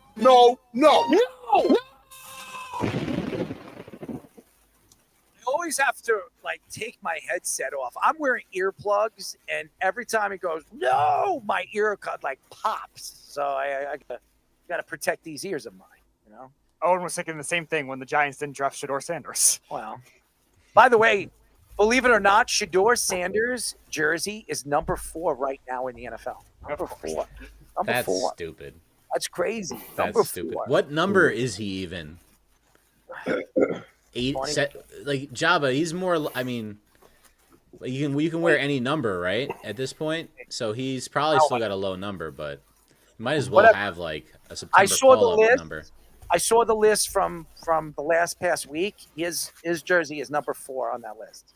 He's number 12. Yeah. No, he's saying number 4 in the NFL rankings. NFL rankings. Oh no, but his jersey number's 12. I didn't even know that. Yeah. Oh, he wears number 12. Oh, like Tom Brady, basically the same guy. Oh yeah. His jersey right now, and he hasn't even stepped on an NFL football field yet, is number 4 sold in all. Didn't it come out? And I think we talked about it. Wasn't he getting some deal where it was like $250 million or something? He's getting a lot of money, man. Yeah, he's getting paid, and he's not playing. They're not might trying never to play him. He might never play. They're going to bring back Deshaun Watson on 1 foot before they put him in. I believe that too. I really, really do believe that. I do. I don't think that coaching staff wants to see Shedeur Sanders on that football field because he's a mockery. He goes out there. He could be the greatest thing we've ever seen, and I don't think anybody's going to want to deal with his mouth. That's just my opinion. Anyways, let's go. All right, we'll start with a little MLB awards because they are starting to go on today. We'll start with this game. One of the 2 managers that were the last to win back-to-back Manager of the Years, which actually both managers did this year, Pat Murphy and Steven Oakes both did this year. So one of them is a Hall of Famer. The other one is a manager that's still currently active. Name one of the 2 guys. Ooh. So the last manager that went back-to-back, I'm going to say... So one of them in both leagues. So the American League one and a National League one. So one of them is a Hall of Famer. The other one is a still active manager. Would the Hall of Famer be Bobby Cox? That's exactly what I was going to say. Yeah. There you go. There it is. Jabba beat me to it. All right, Jabba, taking the middle. Glory. Yeah. All right, here we are. I have no sack. Hey, wasn't the other one? Wasn't it Kevin Cash? Java gets the clean sweep on that one. Flat Yeah. I felt like I knew Bobby Cox. Are you a meat vendor? Errol's When he favorite said, man. when he said Hall of Famer, that's exactly who I went to. But then I remember Kevin Cash for those two. Like he went crazy with nothing. 2020 and 21. That's right. Years. I can't stand Cash. All right, we'll go this time to college football. We were talking about the Heisman Trophy betting odds. Julian Sayin, the freshman with the betting leaders. We mentioned Johnny Manziel being one freshman. The other one is a currently active quarterback. This Say that again. That freshman what? the other one. There's only 3 ever. We mentioned Lamar Jackson. No, it's not Lamar Jackson. Johnny Manziel was one of them. The other one is currently still in the NFL. Wait, Young? freshman Bryce quarterback that did what? I'm gonna guess. That won a Heisman as a freshman. Yes. Trevor Lawrence. Nope. Errol? Matthew Stafford. Nope. Lawrence won the national championship though that year. Yes. It wasn't Tebow, was it? Nope. He said he's active. No, not as a freshman. He's active player. Sophomore when he won it. He won it. Oh, he was a shit. Yeah. All right, Nathan, it's up to you. The harder the better, right? Man. We're all gonna smack ourselves on this one, I think. And would be saved by the Whore leash. bag. Whore bag. It's loose. The leash being loose would not be a good thing. Oh. One, so to speak. Dude. Nathan, give us something. All soccer. I don't know why I'm drawing a blank. I don't know. All right. What do you got, Speedy? Can I use Oh, it? yeah, go. Can I use it? Yeah, you can use it. Nathan's. All right. Yeah. Deshaun Watson. No. It is the guy starting this week for the New York Giants, Jameis Winston. Famous Jameis. Damn, I was not gonna say. Oh my God! I had to look it up, and I was like, oh no, what an course. idiot. Of course. All right, Speedy, where are we going? All right. Let's go near Goody, top left. All right, here we go. All right, Speedy, How about next Ronald? question. All right, so we spent the opening segment bashing Nico Harrison. It's on. So he took the Another general toe manager job in 2021 with the Mavericks. He replaced the son of what Hall of Fame basketball coach?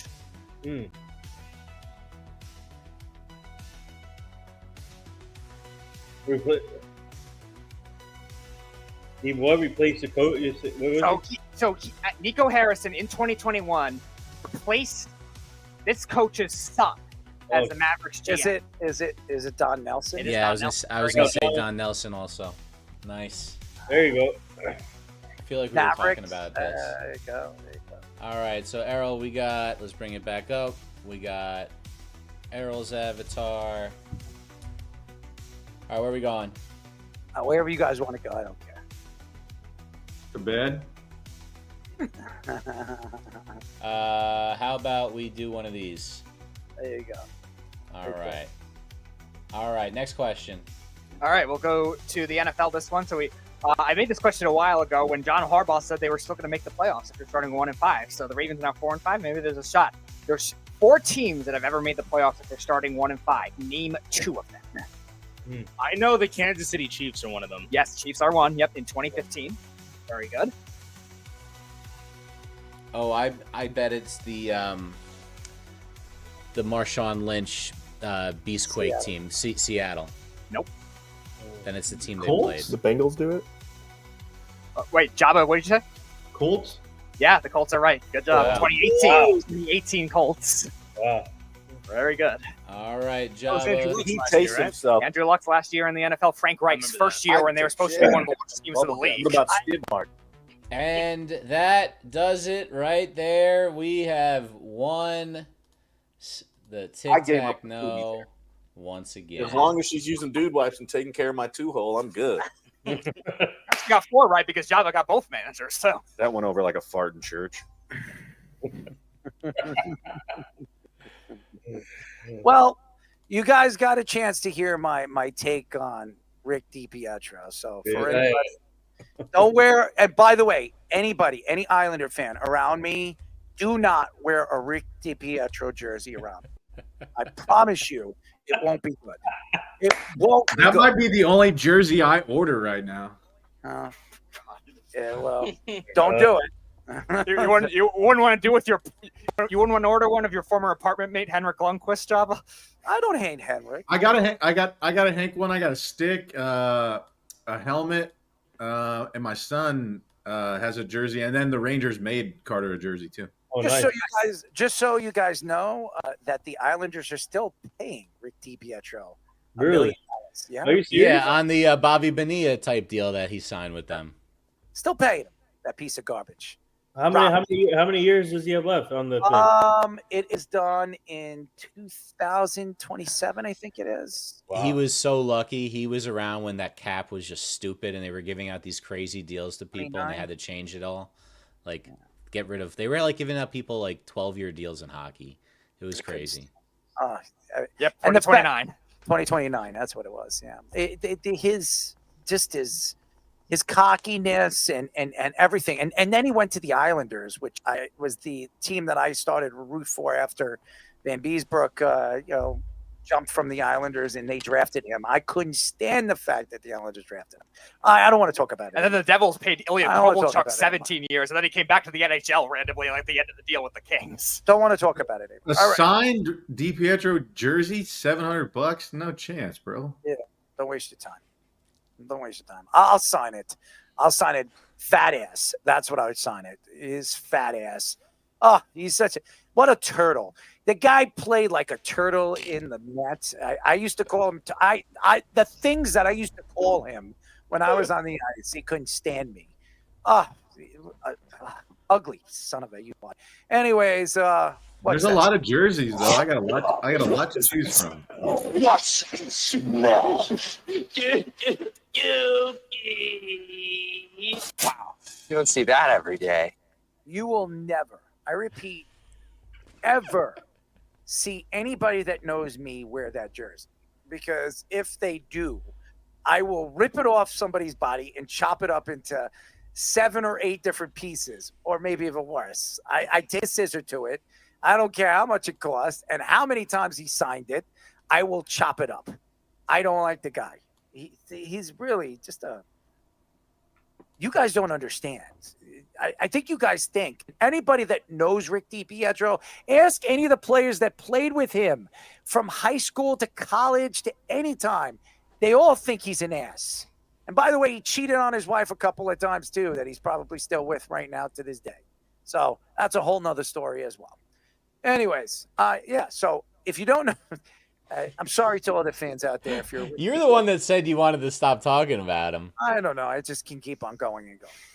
Anyways, ladies and gentlemen, it's pretty simple. We're going to tell you some kind of story that's going on in sports or whatever the hell you want what this person wants to talk about. We're going to tell you what it smells like. So tonight, you see, I'm stuttering right now. I'm going to go with, I'm going to go Fish, Speedy, Hoops, Jarrett, Jabba, me. Here we go.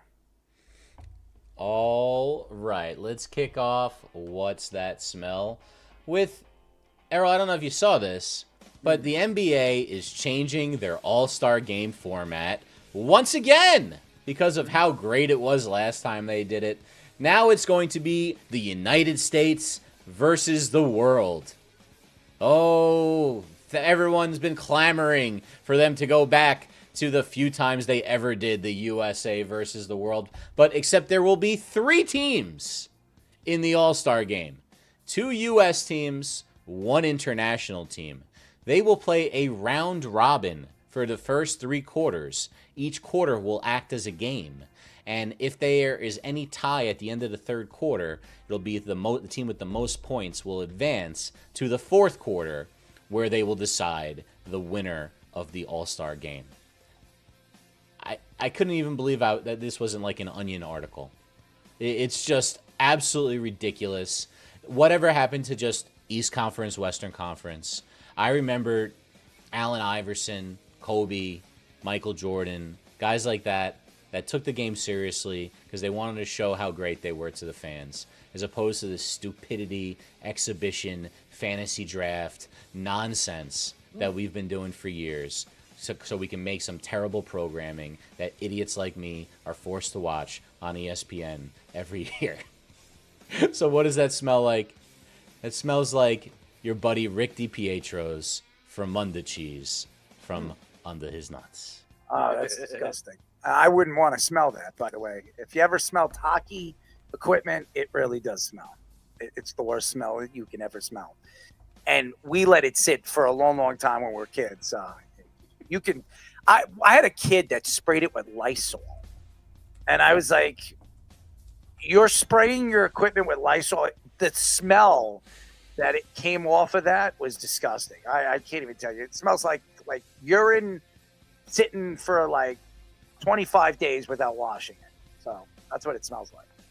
All right. I'm going to go to a Big Ten coach that I know, Java, you're a little critical of your team's head coach, Matt Rule. I'm going to go to one that was much worse, and that is Mel Tucker, who has now been given a show cause penalty as a cause of several recruiting violations, impermissible recruiting inducements to 3 different players that were on the team from 2022 to 2022. So they have now been stripped of 14 wins, which, yeah, that's not a lot of wins, but Mel Tucker wasn't that good of a coach there. He was 20-14 over there. He provided $10,700 in impersonal benefits to many of these recruits and so much more. Meanwhile, this is also the same guy that was fired because he assaulted a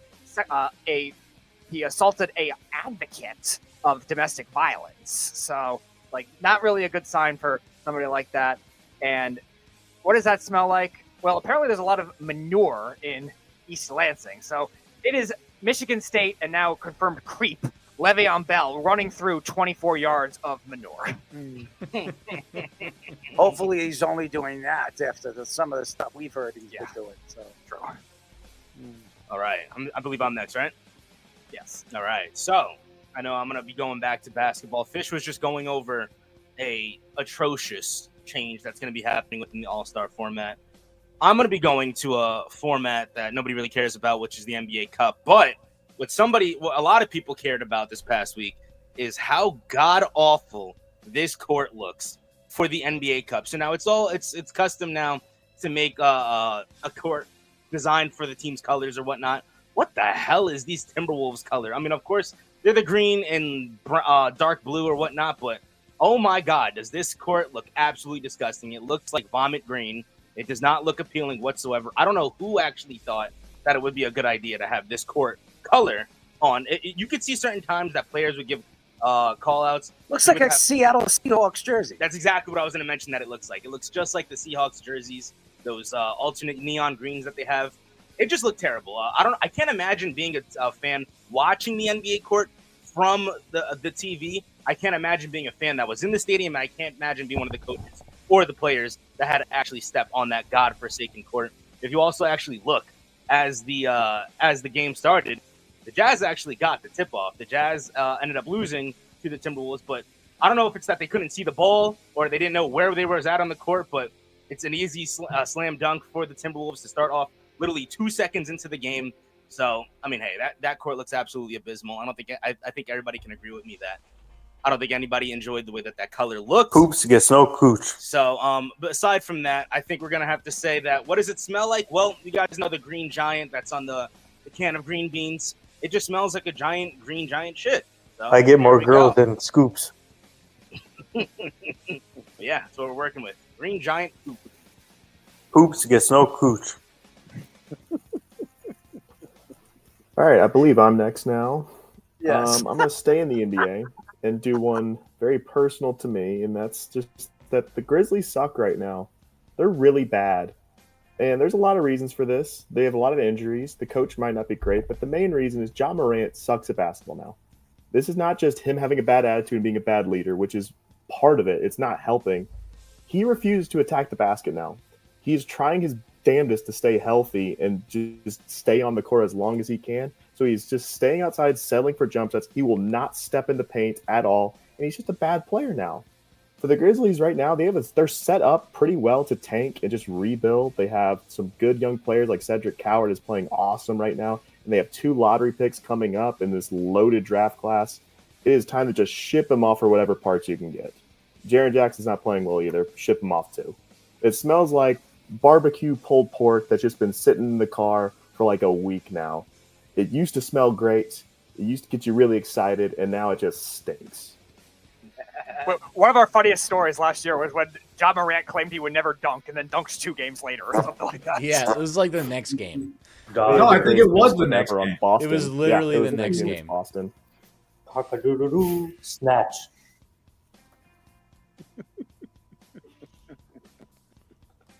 All right, who do we have next? Java in the year, right? All right, I'm going to do a little bit different one. I don't know if you guys saw this, but it's definitely interesting. But Julianne Hough was hanging out with the Dodgers and decided to lay across Dave Roberts, Tyler Glasnow, and I can't remember, but they were all like they're in relationships or married, and she has a really, really short dress on. And I was like, and she made I guess, I don't know if you want to say a sexual kind of comment on her TikTok. And it just made me think about what really were they smelling? Was it roses after the thing, after the parade, after everything? Or was it tuna from the smell of her dress? That is something where it's a what's that smell question mark for me today. But when she's laying that close across you on your lap and you don't know if it's fish or roses. So let's, we're going to have to ponder that one.